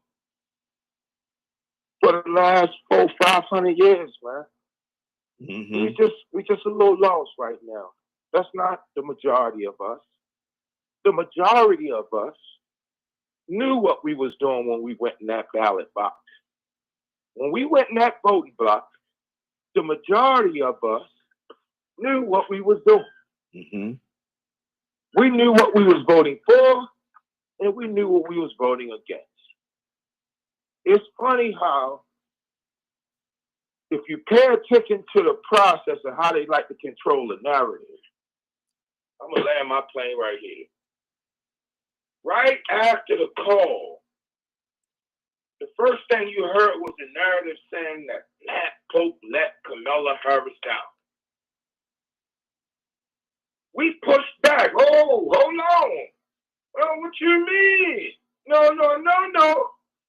Let's look at the numbers. The reported numbers from the non-biased non-biased regulatory services. Let's look at the numbers. All of a sudden, it went from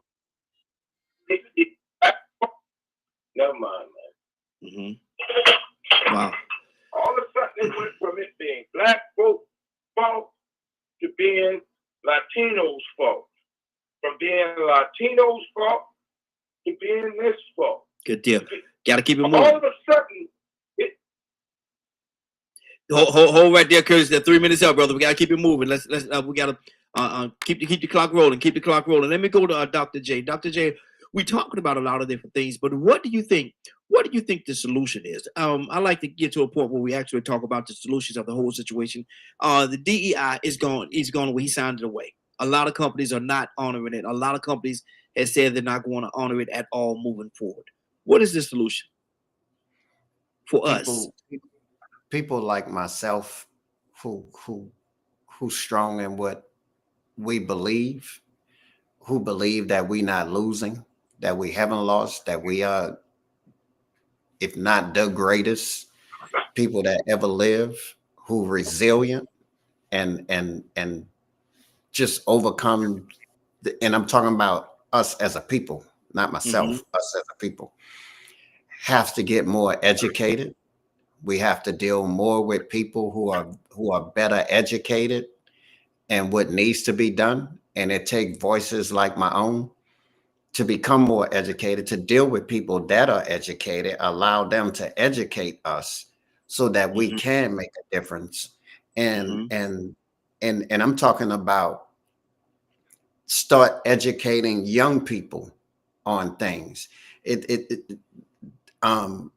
The damage has been done. So it's people like me in my position who has to take the younger generation and start educating them and showing them, first of all, I can't teach you how to conquer something if I don't first teach you that you are a conqueror.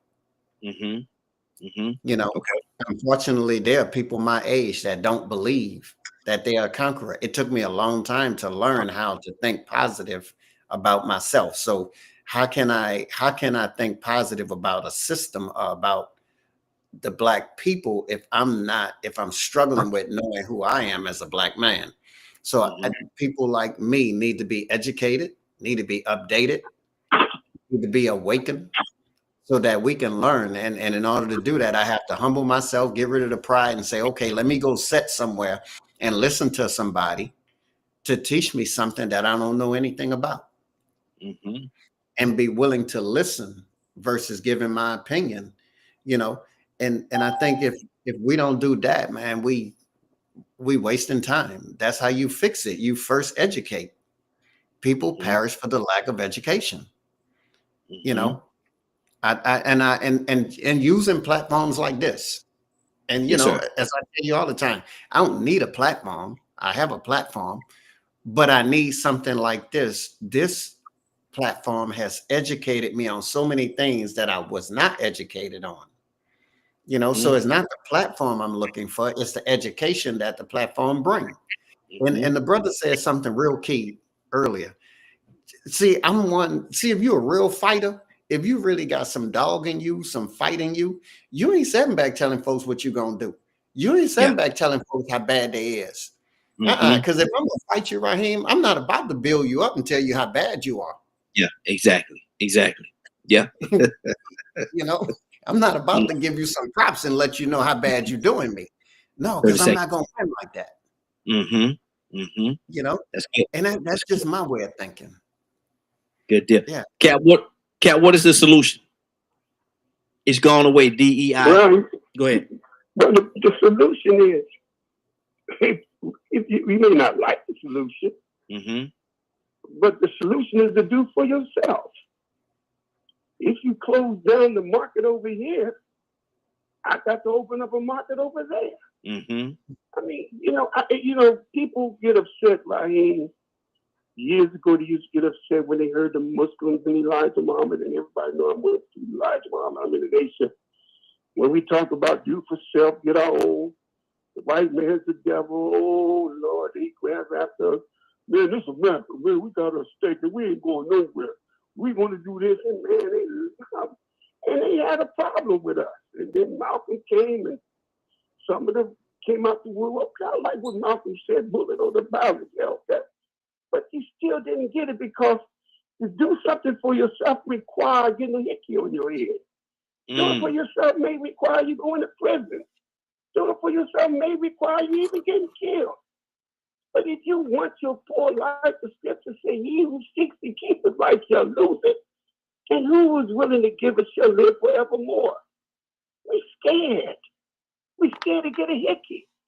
Oh, Lord, we can't go for ourselves. White folks gonna come after us. Our great sister set out a 3,000 more. They only do it with slaves. This is it, man. I'm sorry, y'all. Don't get mad at Donald Trump. Talk to God, because God permitted it. If you believe in God, you should ask him, why did you permit Donald Trump, Lord?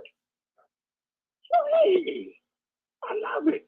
The answer to what you said, we got to do with everybody on here. I like what the gentleman just said. This guy, I would like what Pete said. We got, this is it. I'm sorry.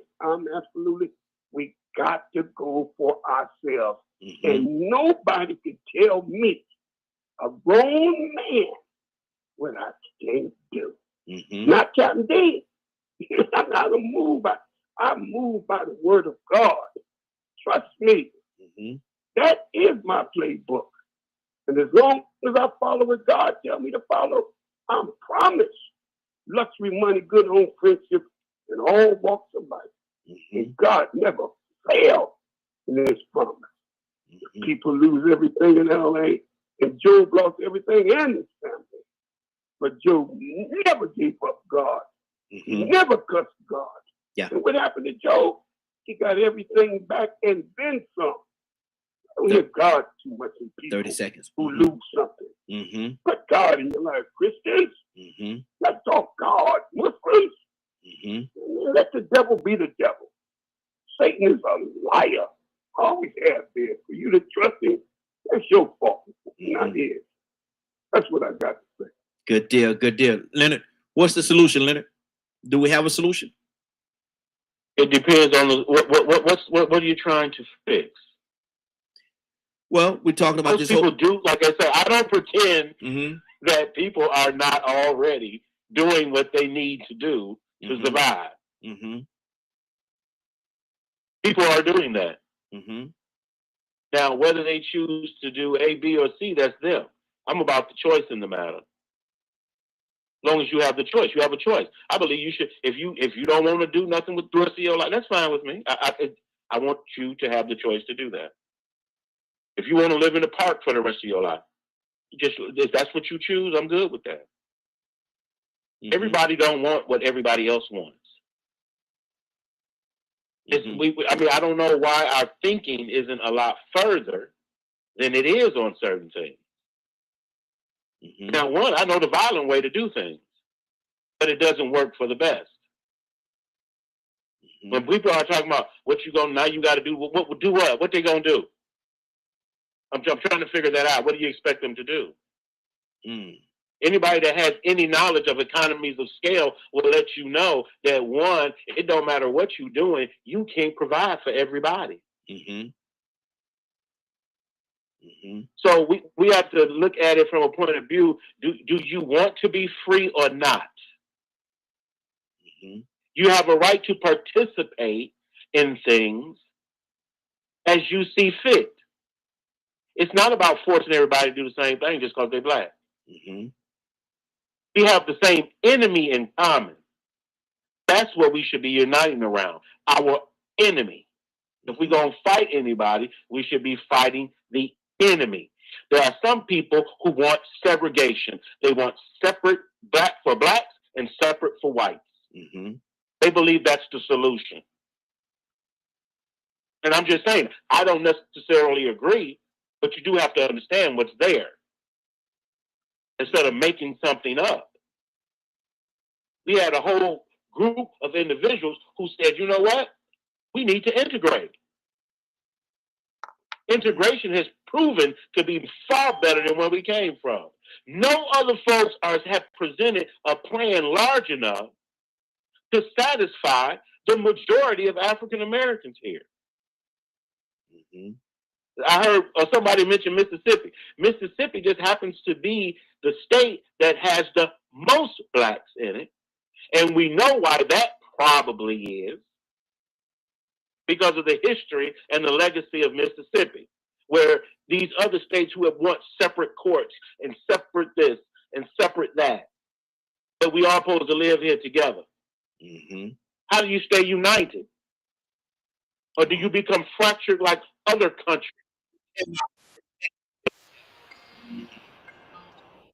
Good deal, good deal. Let's keep this thing going. Toussaint, what's on your heart, brother? Those are people wouldn't dare come to Mississippi. Don't want no parts of it. Wow. No. I love it here. No, I don't. I take that back. I stand on my own. I ain't studying these folks. I do what I do. And I be who I am. I say what I'm going to say when I want to say what I want to. I act like I want to act. But you know what? In all that, there are some people that don't think like me. There are some people that no matter how hard you try to look out for yourself and encourage others to look out for themselves, you still have the strong that are attempting to bear the infirmities of the weak that don't want nothing. I want to say that somewhere again in the back, for people in the back, because there are some people, unfortunately, they don't want nothing. And that's a concern. There are some people, they'll enjoy their money and they want to borrow yours. I used the word the other day, and I'm going to stick with that word, superficial spirituality. They ain't spiritual at all. Worldly. They got a form of godliness. Ain't no power in it though. And that's a concern, because if you're not real about yourself, you're gonna be in trouble. So I heard somebody one day talk about pick yourself up by your bootstrap. I'm going out barefooted. Where I'm gonna start at. So in all, it's okay that people got the ones that may have their mind together. But when people don't have their minds together, not only are they going to be hurting themselves, they're going to hurt you. Yeah. And that's a concern. I'm just saying. And I'm just like everybody else. I'll be locked and loaded. Yeah. But, hey, I don't know. I just hate to see a lot of senseless bloodshed, but unfortunately it's coming. I'll believe that. I don't know. Might be wrong. Wow. 508-924-3521. 508-924-3521. You're listening to DKM Media Group and Associates, and this is The Morning Glow. We're here every day, Monday through Friday, from 7 o'clock until 10 o'clock a.m. Eastern Standard Time. So make sure you continue to share, like, subscribe, and all that fancy stuff. Let me go right now to Kurt. Kurt, what's on your heart, brother? Cassandra, then Badger. Kurt? Yeah, I'm right here, Ryan. I have to hit the mute button. Okay, what's your solution, brother? It's rather simple, man. All we collectively have to do, and then you know what? I'm not even. We don't have to be 100% with this one. All we have to do is stop spending our money, man. This man has shown you. He is a clear representation of what the majority or a large percentage of his people think. They think money is everything. They think riches is everything.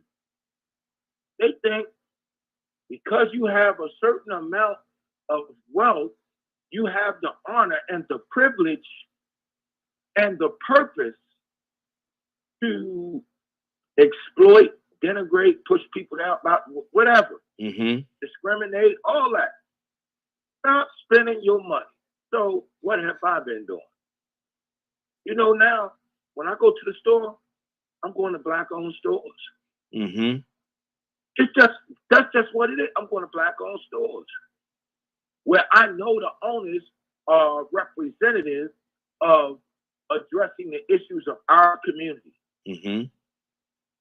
I've been looking at Greenwood because I want to see just how reputable they are, and if they're doing things on the up and up. I'm going to change my bank accounts. Listen, man, if you don't want me in this community, don't expect for me to play a part of this community. Don't expect for me to add into this community.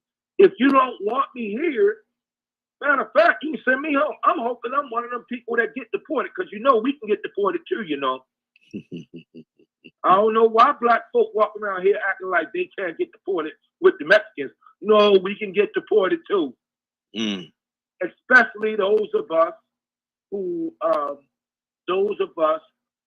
direct descendants of slaves. I am one of those people. Wow. So, listen, man. It's time for us to take our money and go somewhere. It's time for Black Wall Street to come back. It's time for Greenwood to come back. It's time for us to take our money and go somewhere else. 30 seconds. Or go home. Why has it taken so long for it to come back? Black Wall Street and different things of that nature. You asking me that? Yes. You got to understand, okay, in order to understand what's going on, you got to understand psychological warfare. You got to understand it, man. And people act like they don't want to pay no attention, but it really listen. It told you everything. It told you that this conceived practice will at least give you 400 years of servitude. If you want it longer than that, then you must repatriate what is going on. Excuse me, I'm a little lost this morning. I'm on my meds. But you must reimpose the exact same methods that I have laid out for you in this book. Good deal. Let's keep this thing going. Cassandra Alexander Green, why do you think it's been so long? What do you say to the mindset of some people that say, ain't no need building no Wall Street? We did it, Black Wall Street. We did it one time. They burned it down to the ground. They ain't gonna do nothing but burn it down again. I mean, that's a defeated type attitude or mindset. But what do you say to that person? Yeah, I mean, I'm not even trying to talk to people that don't believe that we should have our own. I believe that. I do believe, like Leonard, that we should be able to live in the neighborhood with white folks if we want to live in a neighborhood with white folks, if you want to, because you can't tell them where to move into. So I do believe that people that want to live in our neighborhoods, then they should be able to. But gentrification has, like, Atlanta is not the great Black Mecca. It was at one time. It's not anymore. So we have to have the power, the money power. We have to have money in order to make the changes that we need to make. If we need to have our own communities, we have to have money to buy the properties, right? Yes. So, I mean, that's the only way we go get them, unless we do what they do, just kill off everybody and take it or whatever. And which, I don't want it to sound like we're just saying let's wage war against them. But The enemy to my people is the enemy to me. That's my bottom line. The enemy to my people, you're enemy to me, and I don't care who you are. So we have to have, if we're coming together to build something, we have to be willing to put our money where our mouth is. I guess that's sort of that in a nutshell for me. We have to be able to put our money where our mouth is. And I'm looking into some of the black banks that are available to us, because the way it's heading now, I don't know what they're going to do when it comes to our banking and stuff. Anything may happen. And someone had recommended that we start taking our money out of some of these banks and investing them into our black banks. And I'm one of those people that I believe that's one of the things we have to do, because we have to have money in order to build our communities, in order to farm, buy farmland, work farm. It has to be done. You know, there's nothing else to say about that. It's going to take money. Absolutely. Absolutely. Good deal. Badger, talk to me. And there's a lot going on. And when you're talking about solutions and things like that, I'm a firm believer that we're all going to have to get along. You know, I just shared a thing where the birthright citizenship and how it's going to affect Native Americans. So there's a fight about that happening right now too. So it's the things that are happening and the things that have been happening over the last 12 years has all been a part of their plan. And there are those of us that fight really hard in our communities, working hard to create programs, to create, to break stigmas, to bring racial awareness and all kinds of things. We're out here fighting hard. And the craziest part is how many people on all sides don't refuse to get involved. I see a whole lot of people talk, but their actions rarely match. And that's something that, to bring about change, we have to come together. When we come together, we can do petitions, we can do all kinds of things at our local level, and even get it heard all the way at the highest level. Those that really know me know how hard I fight for disability rights and breaking stigmas. I fight on the racial, I fight on behalf of veterans, all kinds of things. I am a very active individual. Gone toe to toe with some of the Aryan Brotherhood and the KKK in my area, to the point where they even threatened my life, and I just laughed in their face. So I get tired of words, because I'm more worried about what are you doing as an action. Yes, there are those people that are good with words. Like, don't get me wrong, that is something that they're good at. A lot of times they end up in positions or jobs where they predominantly just talk. Yet, what are the resources? Let's get together. Let's pool our money together to create these programs. Want to get rid of crime on the street? Let's hire some off-duty cops. Let's work together. Let's create, a task force. All these things are possible in our communities, but it takes people working together. As a white-skinned person that is a half-blood, I'm not going to understand the racial struggles that a darker skinned person goes through. Be it Hispanic, Black, Indian. I'm not talking about Native American. I'm talking about those from India, and so on and so on. I'm not going to understand that, because that's not the color of skin I have.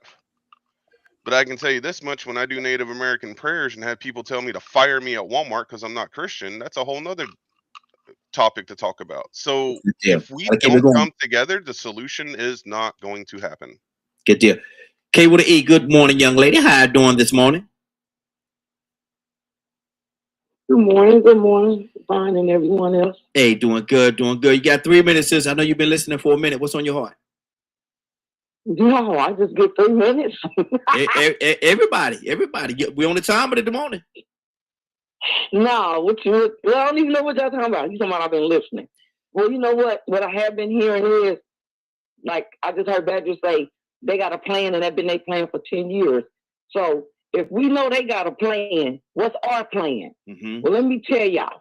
I have a friend, she done bought a cow. She called and said, hey, you want to go in with me on this cow? Because we're going to need this cow. So we started preparing ourselves so that we don't be needing and wanting and wishing.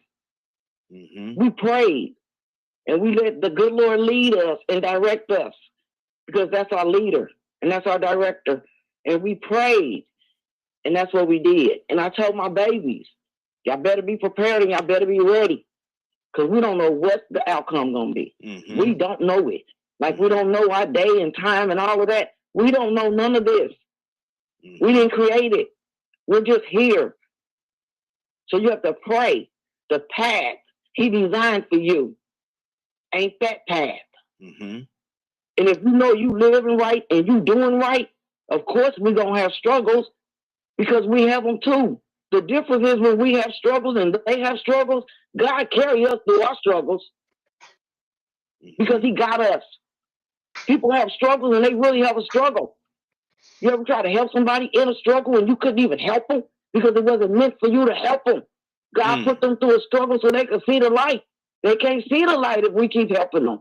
So I done had people I couldn't help. And then I sat back and realized it. The preacher preached on it yesterday. 5 people we cannot help because we ain't designed to help everybody. Yeah. Everybody ain't designed to go through a struggle. So yeah, they got a plan. Kay got a plan too. When they start making their plans, I start making my plan. My mama prepared us for all of this. She said, you keep on living. You ain't seen nothing yet. So we keep on living and we ain't seen nothing yet. Stay prayed up, baby. Absolutely. Absolutely. 305 area code. What's your name? Where you calling from? Good morning. I'm calling from Florida. Okay. Hey, good morning. What's your name? My name is Gabrielle Wright. Hey, Gabrielle. How you doing?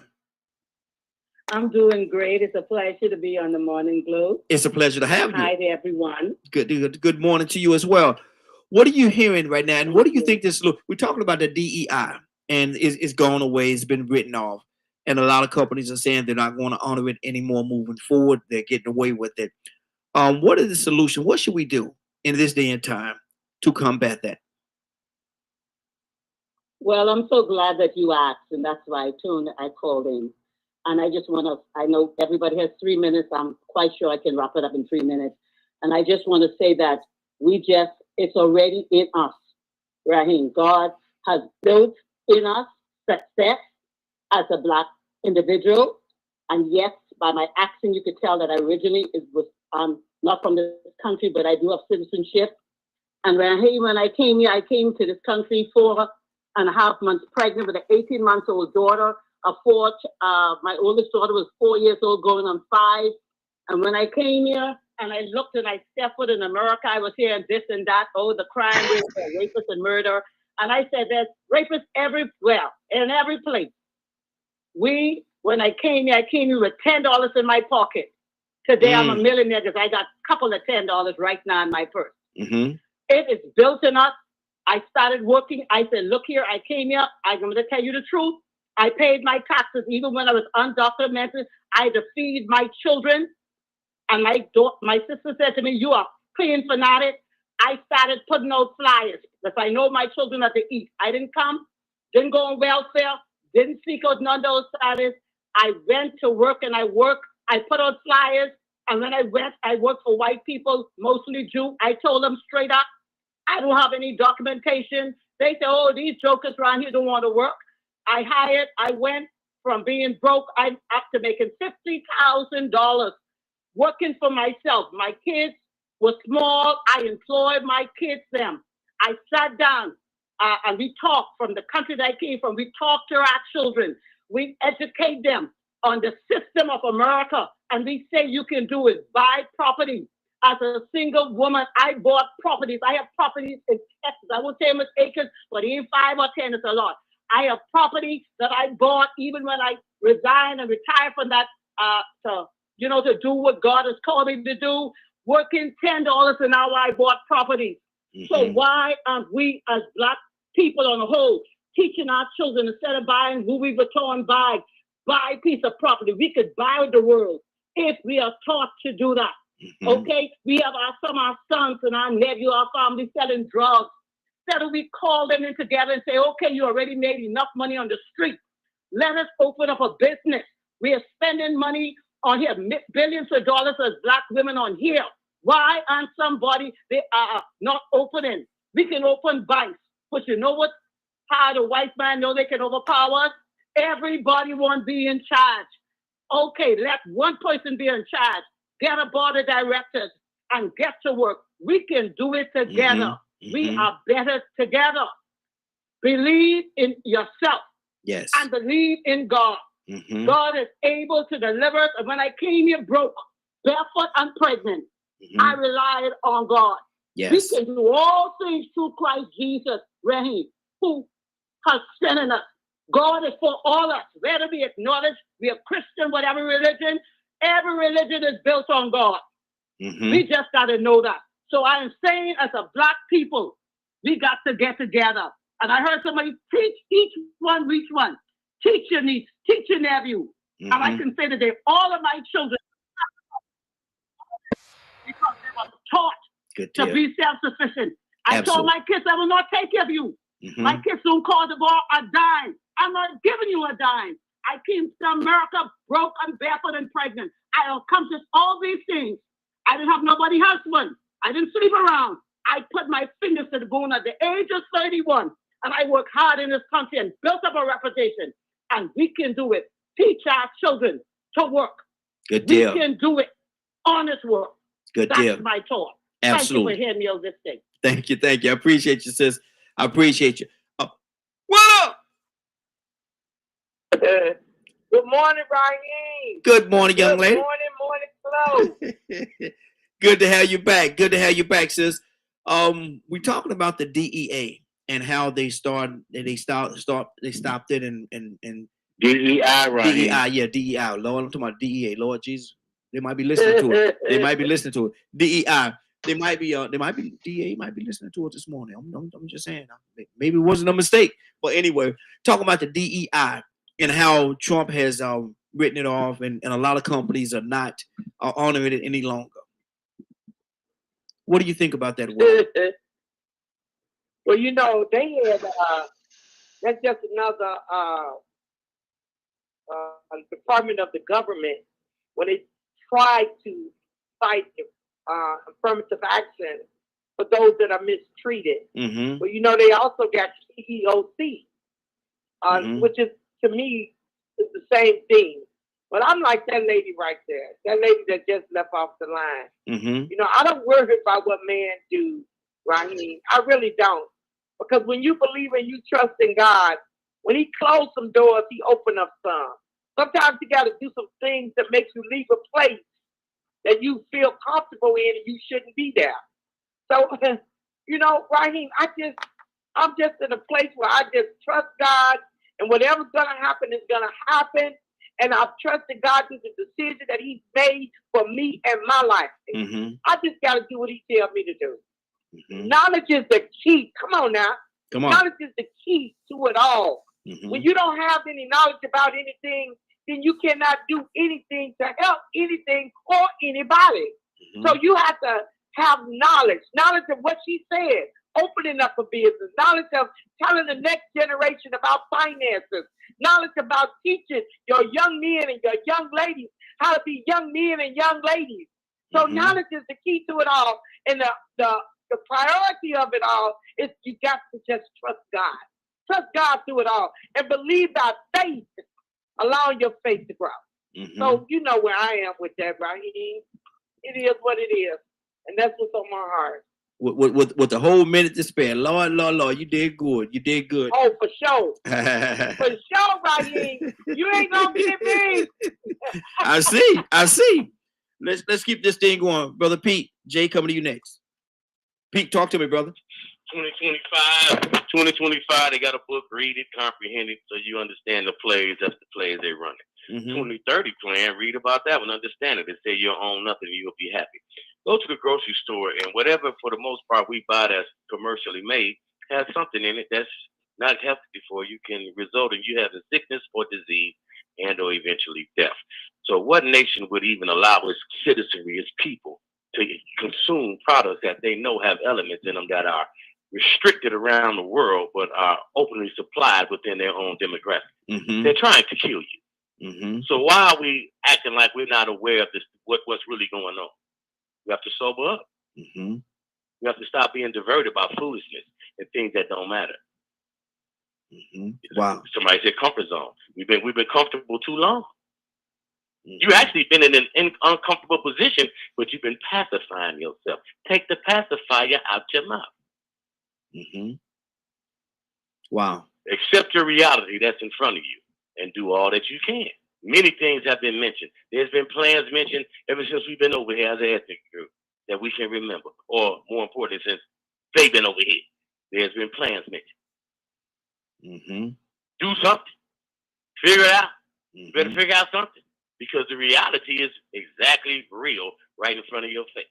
Yes. Diabetes is real. It's rampant in this country. Heart attack, stroke, cancer. A lot of it's coming straight from what we consume in the food. It's a reality. And it's coming for everybody. I said you will own nothing and you'll be happy. COVID, the jab, the thing was about what? Diminishing the population. You think they're playing with you? That was global. You think they're playing with you? We still playing games and, Uno and Monopoly, and we thinking this is a game? You're living in a game then. You're an object and a prop in a game. Hopefully you're a winning prop. Because if not, then you're a losing prop. All right? There it is. That's all I got to say. Good deal. Good deal. Jay, talk to me, brother. Cap, coming to you next. It was simple. The brother said it, and Kay said it. Gabrielle said it. When they don't feed you, they'll stress you, and that's just the way I see this system, man. Is they trying to stress you out. They want you to walk in fear. They want you to stress. If they can't poison you, then they'll stress you out. And only the strong survive. We're resilient. Might not be the best analogy, but we like rats. Keep trying you, but you can't get rid of us. We're gonna be here. And not only we're gonna be here, we're going to succeed. I was gonna ask you, I didn't have much time. I was gonna ask you, and I know what it is. I was gonna ask you about the Willie Lynch law and who was he and this, that, and the other. All he did was practice a principle. Right? And that's where we get to where we at, right? Yep. But what if we had a principle? Because a principle is a principle. Yeah. And we practice a principle.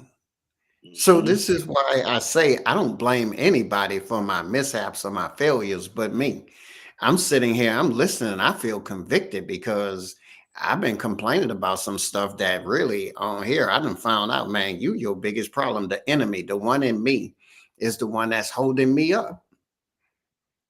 And sometimes we could teach it, we could preach it, we could tell people, we could show people and everything else, but are you living by your own laws? Are you living by the fruit of your own mouth?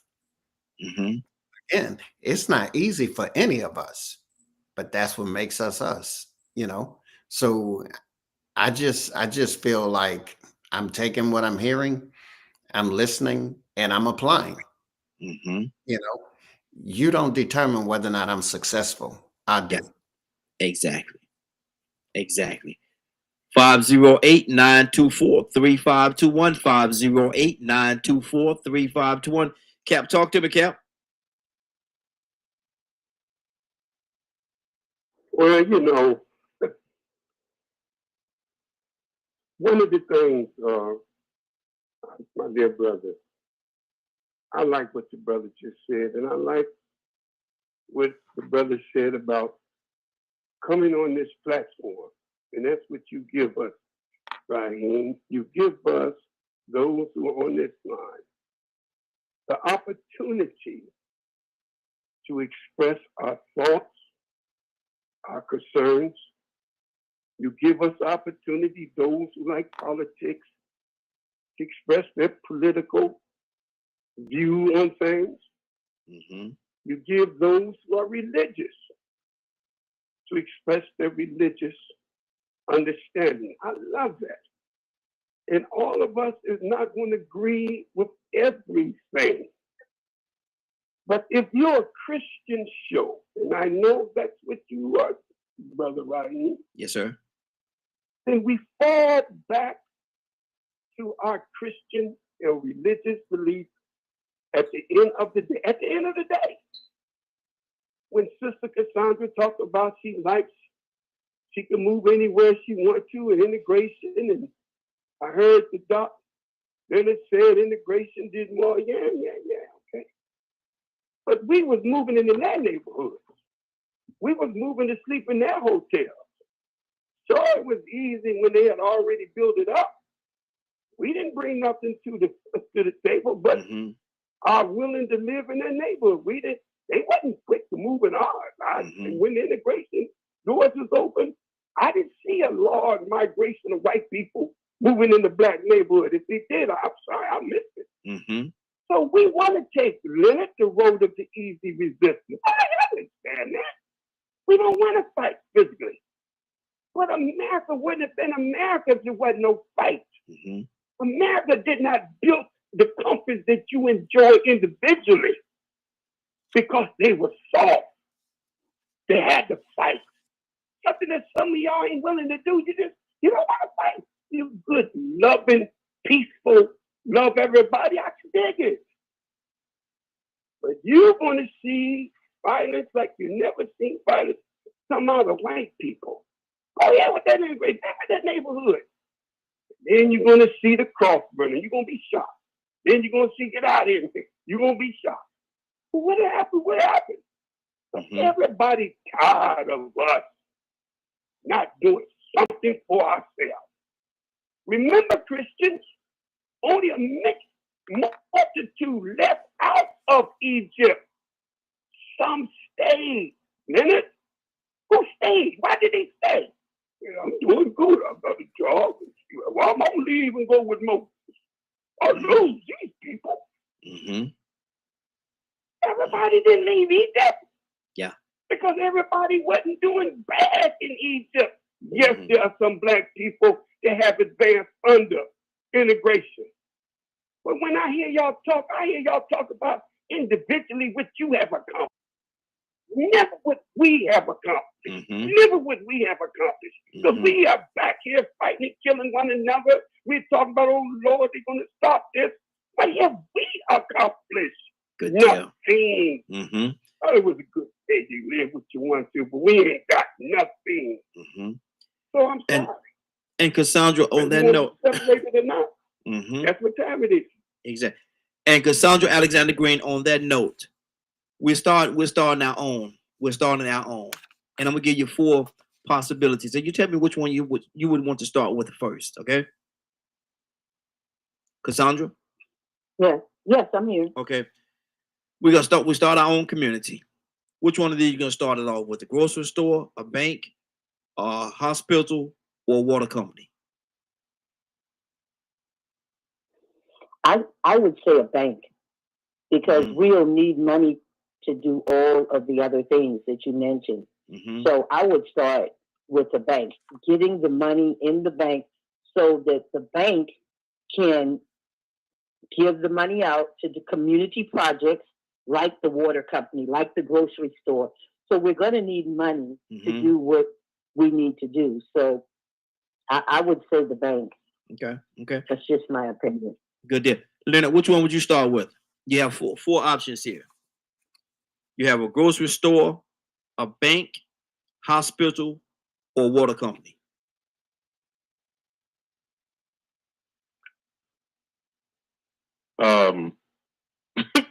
Raheem. Yes. That's my only. Those are your only 4 options. I would just. Oh man, because I gotta have an army, Raheem. Okay. I gotta have an army. That's what's most important to me. Security. People talking about bloodshed and all. We've been killing each other. That ain't new. We used to killing. We so used to killing, it ain't even interesting no more. Wow. We do it casually. So it's not about people not wanting to do anything. You know, one of the biggest enterprises in the world. Sell dope. That's why we sold dope. Because that's what people was buying. Now, I do understand what people are saying, but to ask yourself this question: who can come stay with you? Who can come stay with you? So I understand unity on certain things, but I do believe in individual freedom. I prefer freedom for everybody. I'm willing to work with people that share that concept. Aminata said a church.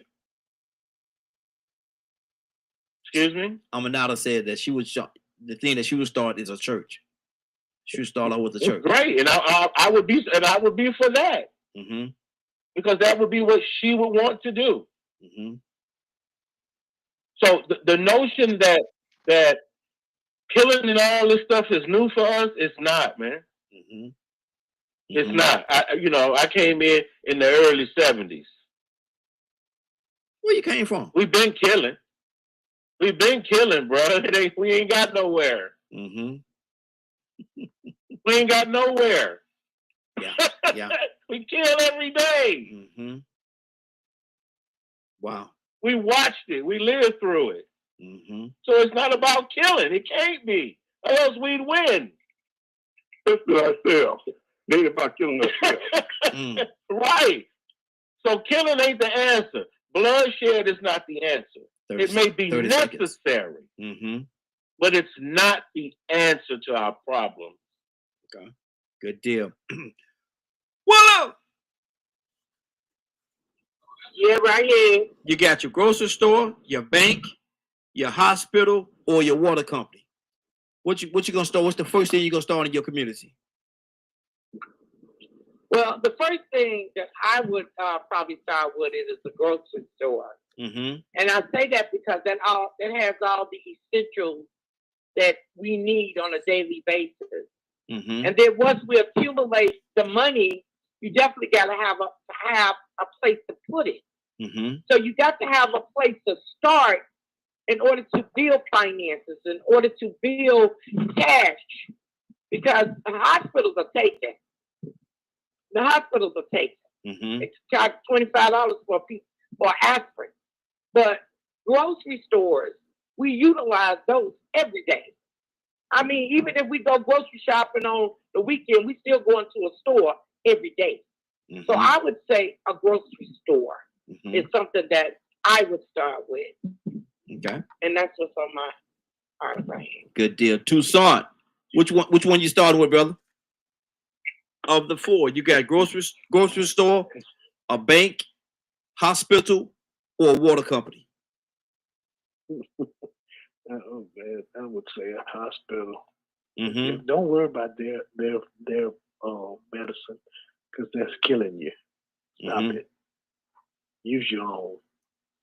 And we got brilliant minds. And why would I want to start a bank?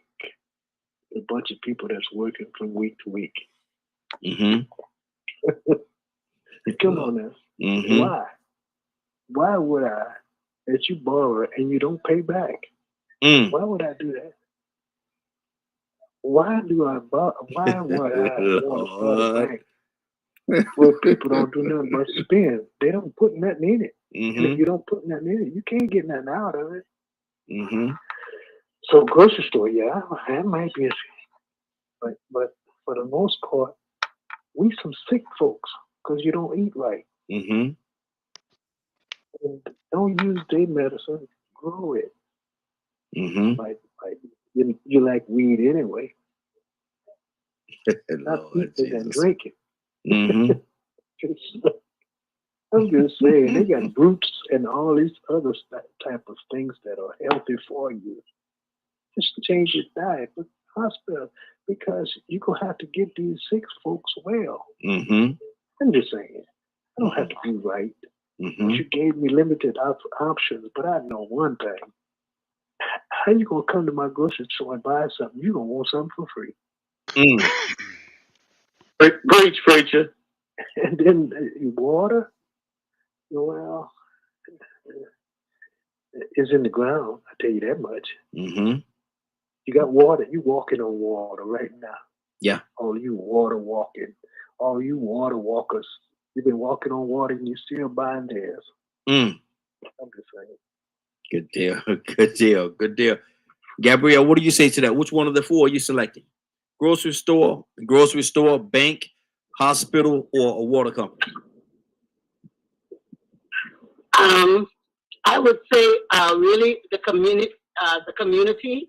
I would love to work in the community because I love people, Mm-hmm. and I do believe that I have a perseverance spirit that I can draw. When I speak to people, they can feel that the love is genuine, Mm-hmm. and so I would speak to individuals, get and find out individually what type of help they want, and point them in that direction, and be accountable. Let them be accountable, and I'd be on top of them to make sure they do this, that they can educate themselves. It's just not me giving you the money. Here, take $20 and buy food. But teaching you your property, you can plant, okay? You can sew, open up a seamstress business. You can paint. Okay. All these gifts are in the community. Okay, Ms. That's what Gabrielle. I would do. I would go back to my community. Okay, let me ask you something now. If you had to pick between one of these four, either the grocery store, the bank, the hospital, or a water company, which one are you going to start with? Well, I'll start with the hospital because yes, I definitely would be the hospital. It's never going to go out of business. It's never going to go out. And like I started and said, I am the medical field, and I love people, and we can help. And really, to tell you the truth, we need to do a hospital with just natural herbs. God said that's what He gave the plants. It's for the healing. And so the plants out there, they can heal. It's better. The medicine that is from the pharmacy, it tears up your stomach. I don't take medicine. For my age, I don't take medicine because I know it's not good for you. It's better we take herbs because the scripture tells us that that's what the medicine, the herbs is for, to heal our body. So I would start with the medicine and talk to people and let them know what is this for, and they can even grow it. So I would definitely start with a hospital. It's not going to go away. Good deal. Good deal.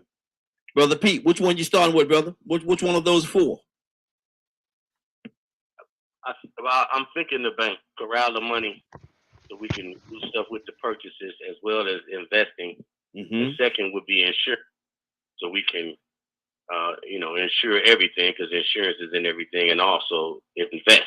So those would probably be the two, the bank and then insurance. Okay, the bank, then insurance. Education, and then a hospital. Okay. And between that, arming yourself with a teeth. Leonard said he had to start with the army. Leonard is highly intelligent. Listen to him. Leonard? You mean Leonard? You mean Leonard? Cap, what do you say? Which one of the four are you starting with? Man, I like what Pete said. My man Leonard, I mean, he's head of the class today. I mean, he was talking nonsense at first. But, Leonard do that. Leonard do that. He got about 4 or 5 hats. He got sitting by him. Hard to tell what he's going to put on. And then if you get him cornered, he's going to put on his dark glasses and he's going to put on his Malcolm X fair. So, yeah, I like what Leonard said. But, first thing, family, is you have to teach the people that they're slaves. If you don't teach the people, they have no desire to understand what a supermarket is for. If you don't teach the people, they won't have no desire to know why we need a bank. Well, we need a bank. They got a bank. Well, why don't we go to that store? So I believe number one is education. Yeah. You got to give our people a knowledge of themselves and tell them who they are and what they are. From the knowledge of themselves, you produce in them the need, the desire for want for themselves. That's what Mr. Muhammad got me. I didn't see the value of doing nothing for myself until he told me who I am. And now we got our own Muslim restaurant. He imported over 1 million tons of fish. We were beginning to open up bakeries. We had steak and cakes. Oh, look at the black Muslims. Why? Because he taught us. Now you need an army, like Lenin said, the fruit of Islam. You got to protect what you own. The reason why nobody run up on America, I like what Lenin said. The next day, protect us. Well, once we get an army, sister, we may have a little scrap, a little fight. Somebody got to sew up the wound. I ain't gonna say we're going to have a fight, but we need our own hospital. We need our own hospital. Yeah. So I agree. Get yourself with education, a learning center. Then we teaching them the right food needs, like my sister said. Now we need a store. Now we got to protect that store. Now we got to be able to get us a hospital because we may be eating the wrong food. And then after we show some sign of progress, let's go for the bank. But you got to teach first. You got to teach the people first. So the brother said, where there's no knowledge, the people perish. Yeah. Or they perish for the lack. Watch it, for the lack of knowledge. 30 seconds. That's what's on my heart, right? Good deal. Good deal. Curtis, which one you picking, brother? You got 4 to select from. You got your grocery store, you got your bank, you got your hospital, or your water company. Which one you going with, Kurt? I'm going with the bank. And I'll tell you why. Because the other 3 are all fueled by capital. The other 3 are all fueled by capital, even in its creation. Now, the good thing is the other 3 can become self-sufficient. But to actually start, you got to have a source of revenue. The bank is the easiest way to put source of revenue. Now, truth be told, we're thinking large. Because the truth be told, if you do some of the studies, for example, Black Wall Street started out small. The bank was a small bank. It was almost in somebody's house. Same as a hospital was in somebody's house. There was people who went and learned and got the knowledge and got the licenses that was needed to then do home health. So if mama got sick, we knew, oh, you need to send her to Miss Azali. Let Miss Azali go and take care of her and bounce her back. So all of these things start at a very, very, I guess you could say a micro level, right? But you're gonna need capital. If you start a bank can do away with, for example, overpriced housing. A bank can create low-income housing. A bank has that power, right? I would start a bank. But the truth be told, I would call folks to the table. Let's sit down, have a meeting, and draw up exactly how this thing is going to roll. What is the bank's responsibility? What is our responsibility to that bank? And what is that bank's responsibility to us and to the overall process? No, you're not going to come in here and set up no bank and then take everybody's money. Back in the day, the bank, the African-American bank was the loan shark. Because we couldn't go into banks and get loans. So we had to go to a loan shark. Okay, the loan shark charging you an interest rate that is crazy. Okay, now we starting our own community. If that's where we got to start at. Hey, loan shop, no, you can't charge no more than $0.25. Yeah. Right now, you got people. 30 seconds. Sometimes we get caught up in the conversation and we talk like black folks not trying. We are. We are trying, but they're moving the goalposts. Mm-hmm. The goalpost is now in the parking lot. Yeah. Prime example, I'm going to land my plane. We have people who are making six-figure salaries and living in their cars. Mm-hmm. Wow. The reason being is because, right here, I got to get this out.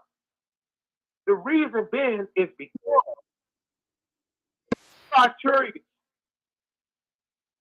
the new criteria set forward in terms of buying a home, in terms of renting a home, has changed. Mm-hmm. Good deal. A new criteria, just one, is in order for you to be able to rent this home or this apartment, you must make 3 times the amount of the rent per month. Mm-hmm. Good deal. Good deal. Got to keep it moving, Curtis. Let me go to K with an E. K with an E. Which one of the 4 you selected?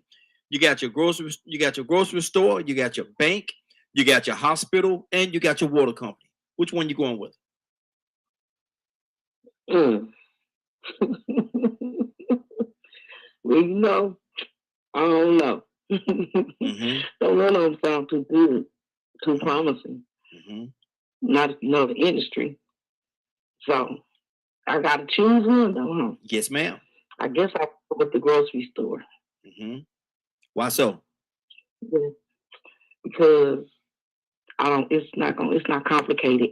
Mm-hmm. I don't got to worry about loaning nobody no money. Mm-hmm. All I got to do is keep it stocked and keep quality food and keep it at a reasonable price. Mm-hmm. And I'll be okay and treat my employees right. I don't have to worry about it. And my uncle taught us to save our money at home. Mm-hmm. He said you only put enough money in the bank to pay your bills. He always taught us the government is watching you. So they're watching how much money you making, how much money you bringing in. Mm-hmm. And they can see all that because we put it in the bank. Yeah. He said, but you cash your check and you put it in your home. They don't know what you got at home. Mm-hmm. I have a friend right now today, 2 of them. When I tell you he bought a house, 10,000 cash, he said, come on, ride with me. Why? Because he can trust me. Mm-hmm. Took me to his house and we counted that cash out and put the rest of it back in the box. And then he left me there. Oh, he got cameras everywhere, but I didn't know that. Just to see. He said, girl, you all right with me? I didn't even know what he was talking about until he told me. Mm-hmm. He had a whole room look like a bank vault. Mm-hmm. Nothing but money. I said, boy, you should be related to me. My uncle did that. He buried his money in coffee cans. Mm-hmm. Yeah. And made sure, ain't nothing gonna eat your money up. He said, just put it away right. Mm-hmm. My uncle left this world with money banked out. Like my Aunt Naomi was just 50 rich, cash, because he taught her the same thing. You don't put your money in the bank. They keeping up with your money. Mm-hmm. Then you go get a loan and they ain't gonna give it to you. But they got your money for 50 years. Mm-hmm. Wow. Wow. So we raised different. Mm-hmm. Good deal. Good deal. Badger, which one you selecting, brother? I suppose bank. Mm-hmm. Why so? You know, there's because I feel that would be a really good opportunity as long as the greedy are kept out. Mm-hmm. And how do you do that? Holding people accountable. How do you do that? I don't know. Because I've come to learn when dealing with doing the work that I do, that is one of the hardest things to accomplish because most people don't even want to hold themselves accountable. Mm-hmm. Just straight up, they don't. Mm-hmm. It's always this excuse or this excuse or this excuse because they don't want to be accountable. Mm-hmm. So for me, when talking about this, it's how do you accomplish something that people have no interest in whatsoever? Mm-hmm. So, I mean, what's the point? Sometimes I'm just going to be real. It's like we were talking about earlier. How do we stop a struggle that has been going on for so long that people spend more time blaming others than blaming themselves or holding themselves accountable. Like a lot of the struggles in the communities and things like that.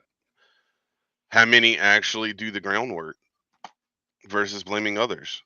You know, how many people complain about what's going on in their local churches and actually, you know, they talk a really mean game until they're face to face, and so on and so on. I mean, the examples are there across the board. The amount of people that actually stand up versus the amount of people that run their mouth, there is such a number difference. It's insane. Okay. Like it really is. I can't tell you how many times I've heard people say disabled people need to die so they quit living off the government or these group or this group or that group and all these other things, but then they'll use you in a heartbeat. Like it's just the more we stay separated and don't work together and all that stuff, if you enjoy working for Satan, have fun. These topics always end up infuriating me because I'm so tired of folks saying one thing and their actions not matching. That seems to be way too consistent in our society. Good deal. Jay, in this whole scheme of what we're talking about right now, building a community, everybody coming together and you picking whichever one you want to start with. I think a bigger picture would be something that should be more, that should be concentrated on a little more than even which one we start with, is how do we get people to line up? How do we get people to know and to understand that, you know, we have to have a leader, and that is the leader, and we have to follow that particular leader, because in a situation like this, you gonna have everybody that want to be the lead, but there can only really be one leader. How do we get people to buy into the idea that this is our leader, this is the person that we're going to follow? It's like I always say to you, Raheem, when I click on that start button to be a part of your show, every title and position I have has to be put aside. This is the Raheem show. This ain't mine. There are so many times I want to interject and say something and give my opinion and this, that, and the other. It's not my show. So it works for me because I humble myself and I come under your tutelage. If I'm not, the way I prosper from it is because I humble myself. You got different people on here for a reason. So I humble myself to be able to hear what is being said and what can I apply to my life? What can I take away from? It comes to a place of, again, humility. It don't make me less of a man. It makes me more of a man who understand order. And I have to humble myself and come under your tutelage or don't get on your program. You know, and I think that's why, but that's why I get to benefit from it, regardless of what is being said, because I humble myself. I know what to take from it. I think the guy, Captain, said something very important. All the people in Israel, I mean, and Egypt, only a third left. Now, everybody had the right to leave and be free, but it was only a third that left, right? Again, we're trying to figure things out that has already been worked out. Even today, we're free, but not everybody see their freedom. When you gave the water, the choices about land, this, that, and the other, that is in the Bible as well. There's nothing new under the sun. Caleb had a daughter named Asa who wanted the Negab. She wanted the Negab because she wanted the water. She wanted to control the water around the island that she was on, right? Georgia, Florida, and Alabama is in a fight, and they've been in a fight for centuries, right? Well, not for centuries. They've been in a fight for generations, right? Yeah. Reason being because whoever gets the water gets to control everything. Why do they want the water? For agricultural needs? Yep. For generation, to run generators and all, and I forget the third one. But again, if we're not educated, and see, sometimes we don't want to. We feel like, well, that's the Bible. The Bible lets you know. The Bible lets me know that, you know what, this thing is real. So he telling me up front what this fight is. Now it's up to me to read the word, get educated, but also talk and listen to brothers like yourself, like the brother Captain and Leonard and the other brothers.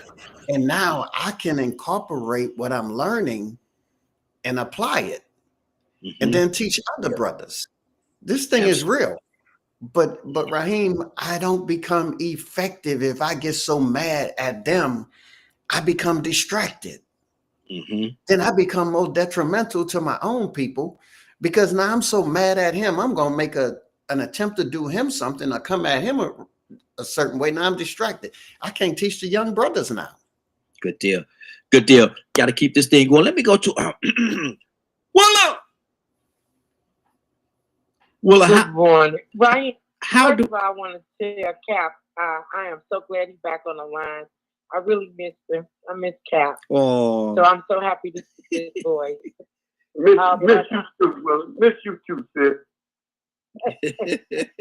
Good deal. But anyway, I'm so glad that I came after Dr. Daryl, because everything he said, man, was awesome. You know, especially the part about hearing and your leadership and how we should be as individuals, should be humbled and have humility about ourselves, because you know what? You gain something when you listen, because it's all about knowledge. You know, if you don't have that knowledge in life, you know, you are just stagnated. You know, you listen to others based on their opinions, and you don't really know if they're a fact or if they're just their opinion. So having knowledge is so important, that you take upon yourself to learn whatever any area to try to learn more about. I don't care what it is, but what he said was, man, I don't know if y'all got it, but it was phenomenal. Hearing life-changing events, life-changing things. And that's what I really enjoyed about his conversation. I hear him. And that's on my heart. Good deal. Good deal. Cap, how do we get to the point where we select or elect a leader to lead us? Because we're building building this whole tribe, if you will, and in building that tribe, you have to be a leader. You have to have somebody that's going to lead you and get you to that point. How do we pick a leader and walk with that leader to get to the victory? Well, you know, I was that I was listening to that was saying that all of our people of color, leader always been a religious man. Yeah. There was somebody who was on the TikTok. It made very sense. He was saying, show me where white people pick their leaders to be religious. And I thought about that. I said, wow, that is true. Excuse me, I got that little K9, got a German Shepherd, boy, he just going on a shepherd. Anyway, I guess he heard me talking, he got to talk. Yeah. Nevertheless, one of the things, Raheem, I would say, is that we should stick with that. I ain't mad at our leaders being religious, because they're God-centered. And as I say, that the Bible and the Quran, that's our playbook. We don't need a book of guidance. We don't need them to give us a book. We got a book. And the book is what was in the past, and the book guides us to the future. But we need preachers like Sister Willa and Brother Tucson, who not only preach us the book, but bring the understanding. That's the most important part. A modern interpretation of the book. They become our leaders. I would listen to Sister Willa before I listen to a lying preacher. Lying politician. Mm-hmm. So I think our leaders should be spiritual men, moral women, moral people. If we don't pick leaders that have morals, we're in trouble. You're not going to take Donald. So pick leaders that have moral consciousness. Pick leaders that is God-centered. Come on. Pick leaders that obey God before they obey man. If we get those kind of leaders, how are we going to lose with the stuff we use? And Satan cannot win in the shape he's in. I'm through. Good deal. Good deal. Captain Leonard, how do we get to that point, Leonard? How do we get to the point where we pick a leader and follow that leader? Raheem, sometimes I think you really messing with me. You know that, right? Yes, sir. It's a good thing. Are you really just messing with me, right? You gotta have a leader, man. How can you not have a leader? I don't believe that people share the same opinion that I do of democracy. I'm very committed to what democracy should be. I'm really not interested in separatism. Because we have too many things as human beings to be concerned about that affect us all, that we really should be focusing our efforts on. Is it separatism if we collectively come together and if we collectively come together and pick a leader? That's separatism? No, y'all been dancing around this subject for all the time. Because I'm a part, or I consider myself a part of a community that wants to move forward together with everyone's best interest involved. And that leader can be a president. I like the idea of electing a president and things like that. So my goals are not far from where we're at right now. But it's the wicked that must be confronted. If you confront the wickedness of the matter, I think you get to the solution a lot faster, a lot more efficiently. But if everybody still believes that they the best and everybody has to bow down to them and you owe me this and you owe me that, we're going to still be deadlocked. And it's going to cause separatism. And you're going to enter into the same skirmishes that people were in before. And then someone says, okay, when you start thinking it out, then you start realizing, hey, that sounds just like what government is supposed to do. Because that's what it is. It's governance. I don't care all fancy words you use and you think it's something different. It's not different. 30 seconds. It's your bias towards what is there that's good that's causing the issue. Okay. If you stop thinking you're just as insignificant as you believe you are, you become a lot better, and you start wanting to share more and actually establish what you would call community, not just a neighborhood. So do you not think that there should be a leader? Not in the sense that you say leader in, no. I think we have a great system of choosing a leader so far. Now, you say leader, I think, when you should be saying something else. Nah, I meant leader, brother. well, no, what does it, leading what? Well, I'm fine with the president of the United States office. But see what it is, we're actually starting anew. We're starting our own. And in order to start our own, I think that there should be somebody there that's going to have the vision and lead us to where we need to be. Collectively, we sit down, we talk about it, we discuss it, and find out who that individual would be, and we have a vote. Because we're starting our own now. Well, I understand. You know, it may fall back into the same ideology of like the president and stuff like that. But that's what you're doing. You're selecting somebody that's going to lead the troops to get them to where we need to be collectively as a whole. Badger, what do you say to that? How do we get to that point? I mean, I made a post on Facebook about this. Folks say they follow God, says that God is their leader, but yet they still don't follow him.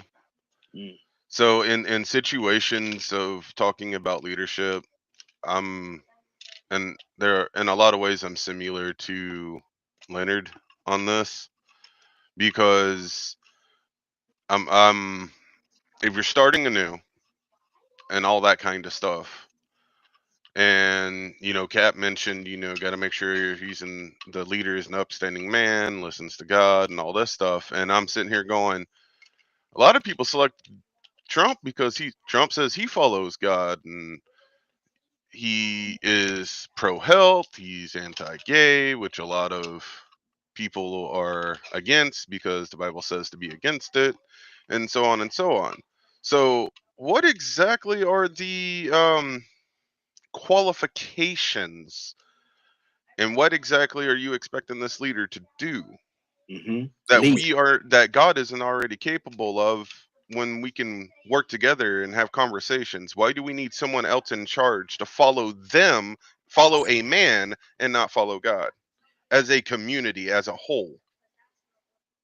Hopefully, collectively, as a whole, everybody is following God's lead. But I somewhere I read where it says, "Follow me as I follow Christ." And so my thing is, everybody, there have to be a leader, because if you don't have a leader or somebody that's pointing you in the right direction, it's going to be turmoil, it's going to be confusion, it's going to be all kind of stuff going on. Everybody going to be doing their own thing, and nothing is going to be accomplished. And so you have to have somebody that's going to put you in a situation or place you in a situation where, okay, this is what we're going to. Okay, instead of us shooting all over the place, we're going to aim at that target right there. Let's all of us aim at that target right there. Let's take that target out, and then we'll aim at another target afterwards. Here's a concept. Instead of a leader, let's do leaders. One person from each race that sits down, comes together as an equal whole. No, of course not. That's how you feel. I don't agree with that, because now you got different people bringing different ideas into it, and you're gonna have confusion. If I don't agree with what Dr. J say, and now we got a conflict. Now Dr. J don't agree with what Leonard say. Now we got another conflict, and Leonard don't agree with Cap say. We got another conflict. Who's gonna make the determining factor? Who's gonna be the determining vote in that? Even with that, you got to have somebody that's gonna make the determining vote. You have to. I don't know. Already turned the table over. Exactly. Exactly. See, and that's what confusion and chaos come into play. You can't have all these. You can't have 4 or 5 different leaders. You can't have 4 or 5 different leaders. So everybody, now at that point, now you want 4 or 5 different directions. Then the United Nations shouldn't exist. We're not talking about the United Nations, Badger. Okay, Kirk, what's on your heart, brother?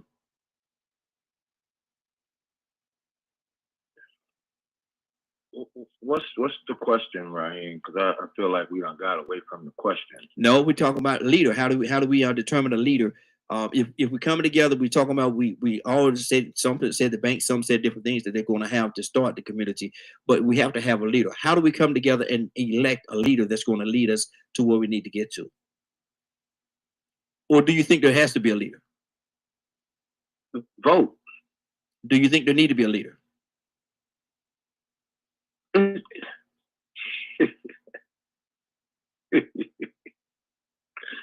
How can we be believers and say that we don't need leadership? Exactly. How can we be believers in any? It's not specific to the Christian church. It's not specific to the Muslim mosque. It's not specific to the temple, to the synagogue for Jews. It's not specific to the temple for Hindus. So like president, huh? If that's what you want to call it, I don't care what you call it. But somebody has to, like Raheem said, somebody has to have the transformational ability to lead. This is the only way it's going to work. Your leader has to be transformational. He cannot be transactional. Exactly. We have a transactional leader right now that's ready to completely destroy America as a whole. Black folk, white folk, Chinese folk, I don't care what color you are, black, white, or candy stripe. What you know in existence that will push you further and your life is then to be destroyed. Most of us work in jobs that can be replaced by robots. Most of us ain't took the time to think about the main person putting out robots is sitting right next to the dude that you have picked as a leader who is transactional, which means that guess what? He has a price. Mm-hmm. I go in the store, I buy a bag of chips and a soda. The dude tell me that is $3.49. I go into my pocket, I pull out $3.49. I pay him $3.49. He gives me the chips and the soda. That is a transaction. Mm-hmm. He has a price. I met his price. Mm-hmm. You got to have a leader. You cannot move with something. You know what? Matter of fact, you all are the perfect example. Y'all folks right there in Georgia, y'all the perfect example. All them folks went down there and bought that town. They all put their money in to buy that town. But they didn't take care of the necessary proclamations that needed to be taken care of, which is, okay, who is standing in front of all 400 and something odd people? Who's in front?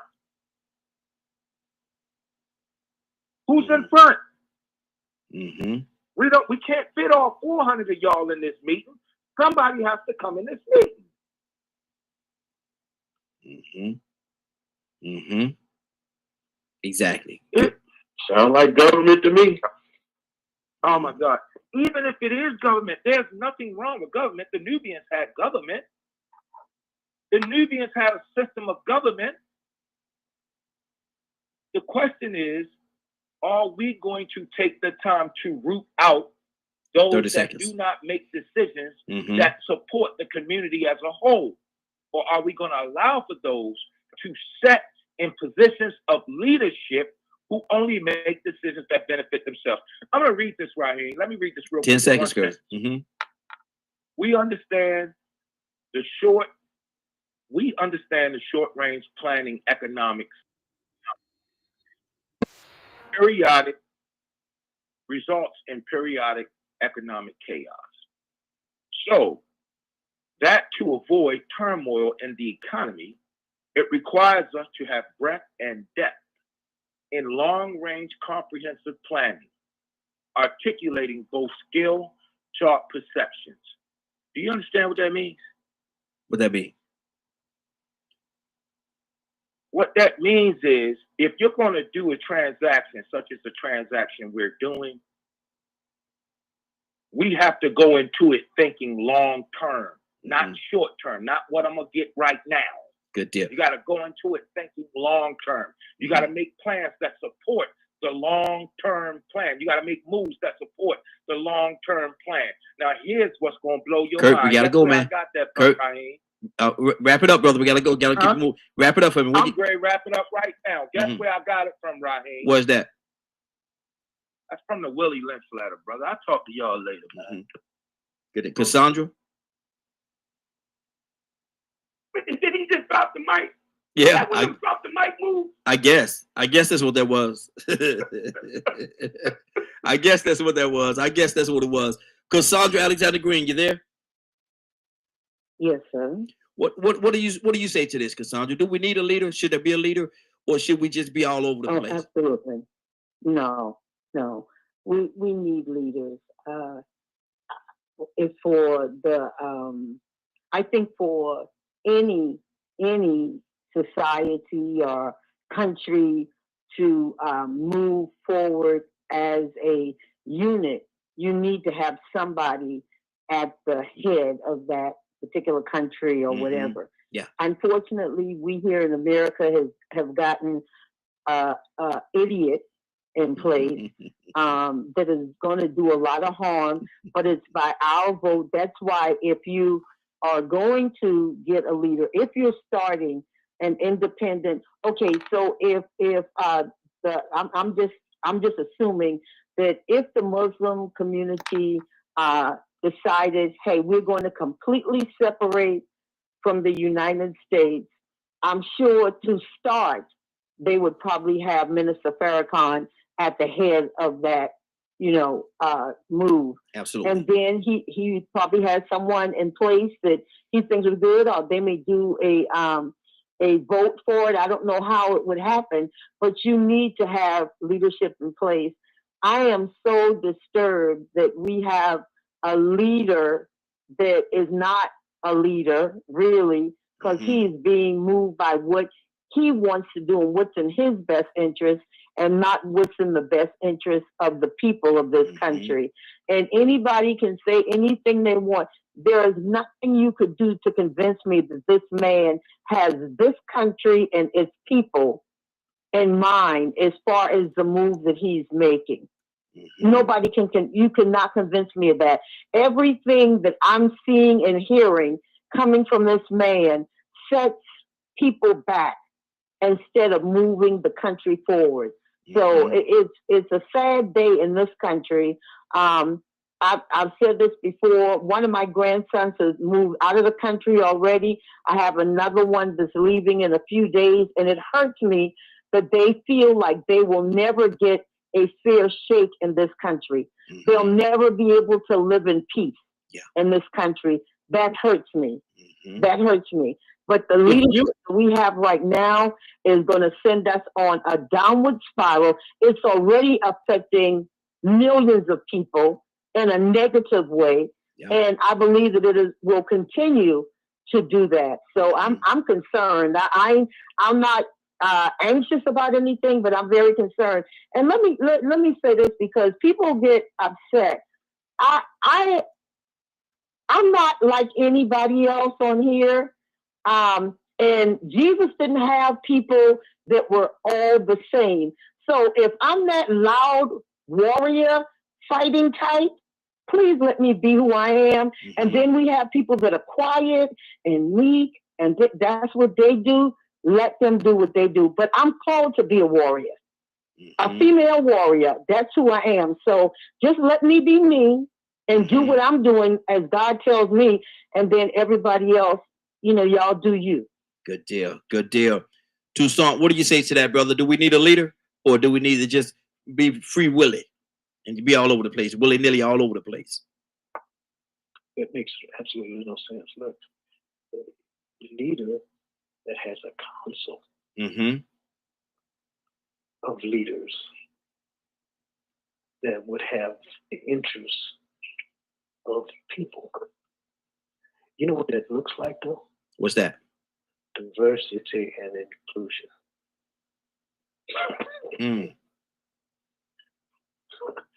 It kind of looks like that. It really does.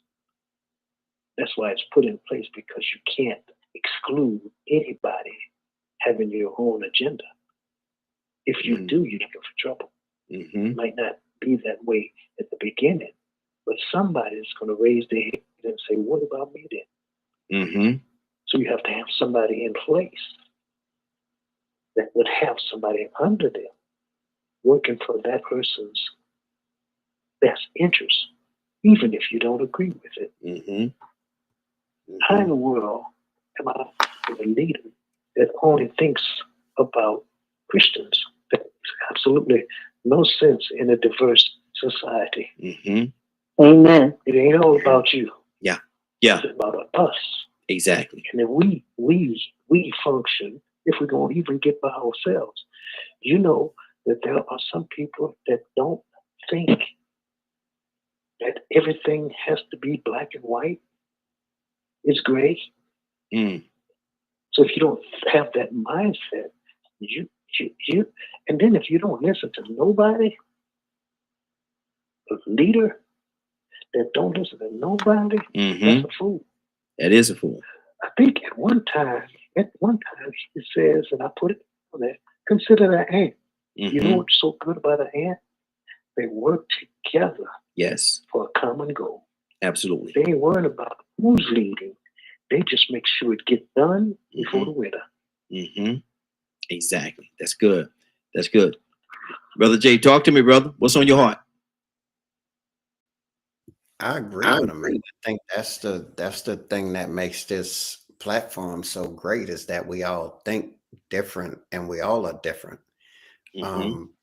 We see it from different views. That's the advantage I find in it is because it shows me how to attack things from different perspectives and just the different thoughts and being able to hear the wisdom of the different people.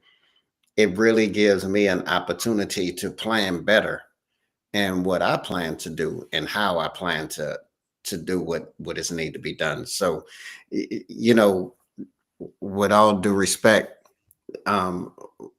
when people say we don't need a leader, then just have your kids or your grandkids running around the house and don't lead them and watch what happened to you. You know, that is a great example of how important a leader is. And can I tell you, sometimes some of us suffered some things and learned to respect leadership because we had no respect for leadership. And we wish we had had somebody to lead us and we wouldn't have had to deal with some of the foolishness we have to deal with. You know, so now I will be a leader. Exactly. You know, one that's going somewhere. Because if you run me into a wall one time, you won't be leading me no more. No, no. That's my take on it.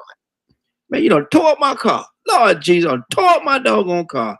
Dr. Cook, what do you say to this? Do we need a leader or should we be just willy-nilly?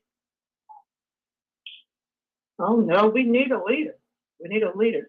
Everybody doesn't know how to operate certain things that needs to be done. So leaders are those people that know how to talk to people and show them the way and guide them. In order to be a good leader, you have to be a follower. Yes. And everybody doesn't understand everything. So that's the reason for a leader to guide us, because we may not understand or know which route we need to take. Yeah. And you have that good leader that's going to basically guide you and show you and teach you how to do what you need to do and where to go. Good deal. A leader is very important. Very important. Absolutely. Absolutely. And on that note, we're about to get out of here. Anybody got some 30 seconds? Anybody got something for 30 seconds they want to say to what we've been talking about? A lot of people have been to school for managing. And we have a lot of people in politics that are managers and not leaders. And I think that's how we get into trouble, is we put some folks in political power who really was a manager and not a leader. You could take a 5-year-old and let him manage. But to lead, a leader changes people's lives. You know, he bring about a change. So we got a political system full of managers and not leaders. Good deal. At least Good deal. that's my opinion of it. Anybody else have anything before we get out of here? Righteousness exalteth the nation, sin is a reproach to any people. When the wicked are mourn, the people mourn. The standard of righteousness has been moved so far from righteous into this unidentifiably wicked and wrong. Wow. Anybody else? I think, Raheem, that we need to be very clear. I'm saying we need spiritual leaders, not religious leaders. There's a difference between religion and being spiritual. Spiritual, universal. So if you got a spiritual leader who's universal, that means all people. You got a preacher or a religious person, then you know you're getting excluded. And I just really thank everybody on this show. Man, it's good to be back on this show. Good to have I've learned from everybody. I'm telling you, even if you said something I disagree, I learned from it. And I try to take the best out of what everybody say and apply it. Absolutely. Thank you so much. Thank you, Raheem, for giving me this opportunity to God. express myself. Thank you for coming, brother. Definitely thank you for coming. And look here, you back now, so we looking for you. You back now, so we looking for you. Anybody? Y'all say nothing to me. That's because I was on another line though, talking to some people. And it's funny y'all talking about the spiritual leader stuff. I'm with the spiritual leader because they work in God's agenda. That's all I want to say. Good deal. Good deal. And with that being said, anybody gonna say, "Whoa, you got anything else on your heart, Willow?" Hold on now. No, everybody has said some wonderful statements, and I just totally agree with what everybody said. Mm-hmm. You can learn something from everybody. Exactly. And that's what's on my heart, Raheem, if you listen. Good deal. If you just listen. Absolutely. Absolutely. Willa, are you ready for this pledge? Yes, sir. All right, come on now. You missed the pledge a few days, so we want to hear you loud and proud and up front, Willa. All right, here we go, y'all. I think you guys do. Repeat after me. I will take this day. I will take this day. I will take this day and be the best that I can be. And be the best that I can be. Yeah, I can be. Do the best that I can. Do the best that I can. And help as many people as I can to do the same thing. And help as many people as I can to do the same thing. To do the same thing. I promise to do this with love. I promise to do this with love. Compassion. And the grace of God. And the grace of God. Giving him all the honor. Giving him all the honor. All the praise. All the praise. And all of the glory. And all of the glory. In the name of my Lord and Savior, Jesus Christ. In the name of my Lord and Savior, Jesus Christ. Amen, amen, and amen. Cassandra Alexander Green, are you there? Yes, I am. Cassandra, somebody joined this broadcast late. 8 o'clock, 8:30, 9 o'clock, even 9:30. And they say, man, they had a good conversation today. I wish, Lord, I wish that there was a way that I could hear the broadcast and hear it in its entirety. Cassandra, you might got some news for them.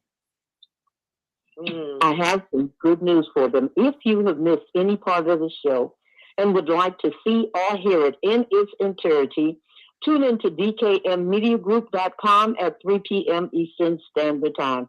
Once again, if you've missed any part of the show and would like to see or hear it in its entirety, tune into dkmmediagroup.com at 3 p.m. Eastern Standard Time. She do it so well. She do that so well. We miss Cassandra when she ain't here because she do it so well. She do it. Willa! Raheem! I just want to know, are you ready, Willa? Man, Raheem, I got up ready this morning. Come on, Raheem. Let's go. Well, Willa, since you say it like that and you say it with so much, you put so much emphasis on it, I believe you're ready. So I ain't got one more thing to say to you, Willa. And that is Willa May. Willa May. Let's go. How about that? I'm ready, Raheem. Activate. Let's go. Amen. Amen. Don't go with me to the throne of grace this morning. Father, this just little thing. Coming to your throne this morning just to say thank you. Thank you, Lord.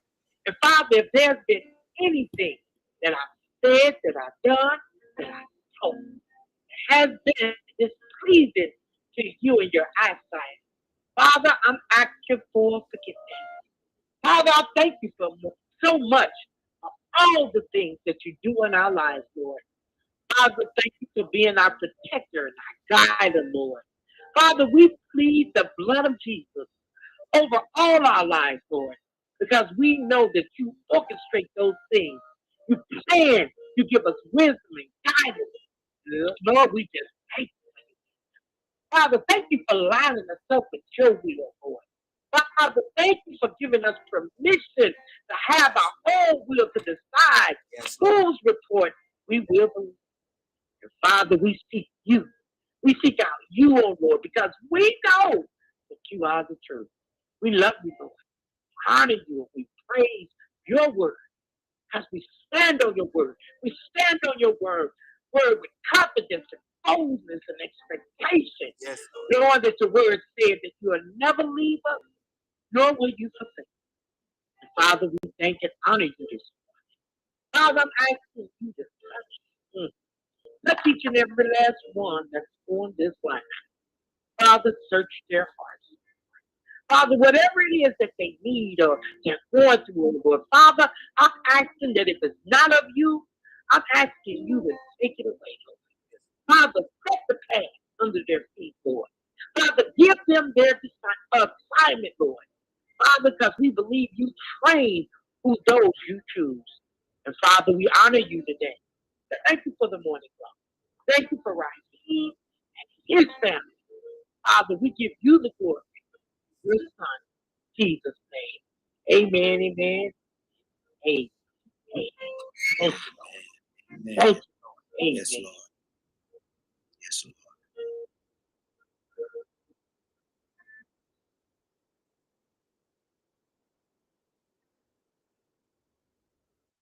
Praise God.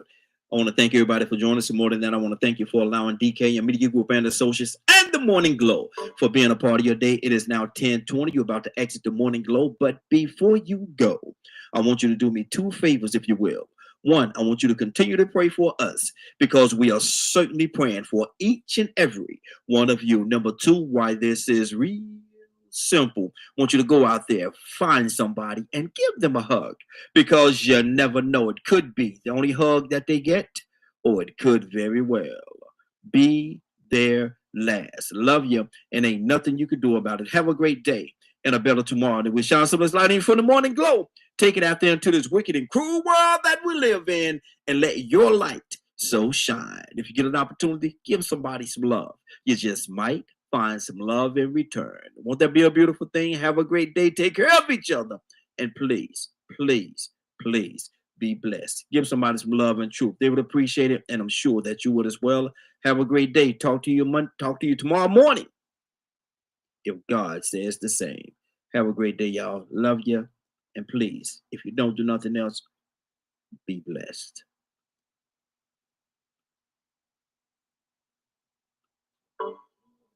Welcome to the stage where hearts unfold in the morning glow, stories untold. Let's paint with words, a masterpiece of art where dialogues bloom, igniting in every heart. Let's dive into the ocean of thoughts where waves of healing gently salt. Let's paint with words, a masterpiece of art where dialogues bloom, igniting every heart. Let's dive into the ocean of thoughts where waves of healing gently sought. Together we'll mend, stitch by stitch in the morning glow. Let's make the switch. A symphony of voices harmonizing the air, echoing truth, banishing despair. Let's sow seeds of unity, watch them grow in this garden of hope under the morning glow. Let's bridge the gaps, erase the line in the tapestry of hearts that love shine. With every word, a step we take towards a brighter dawn for all our sake. Welcome to the morning glow, where dreams take flight in this realm of possibilities. Let's unite, together we stand, hand in hand, healing the nation across the land.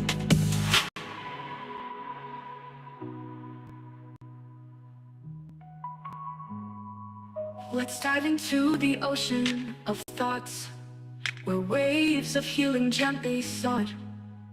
Together we'll mend, stitch by stitch in the morning glow. Let's make the switch. Let's dive into the ocean of thoughts where waves of healing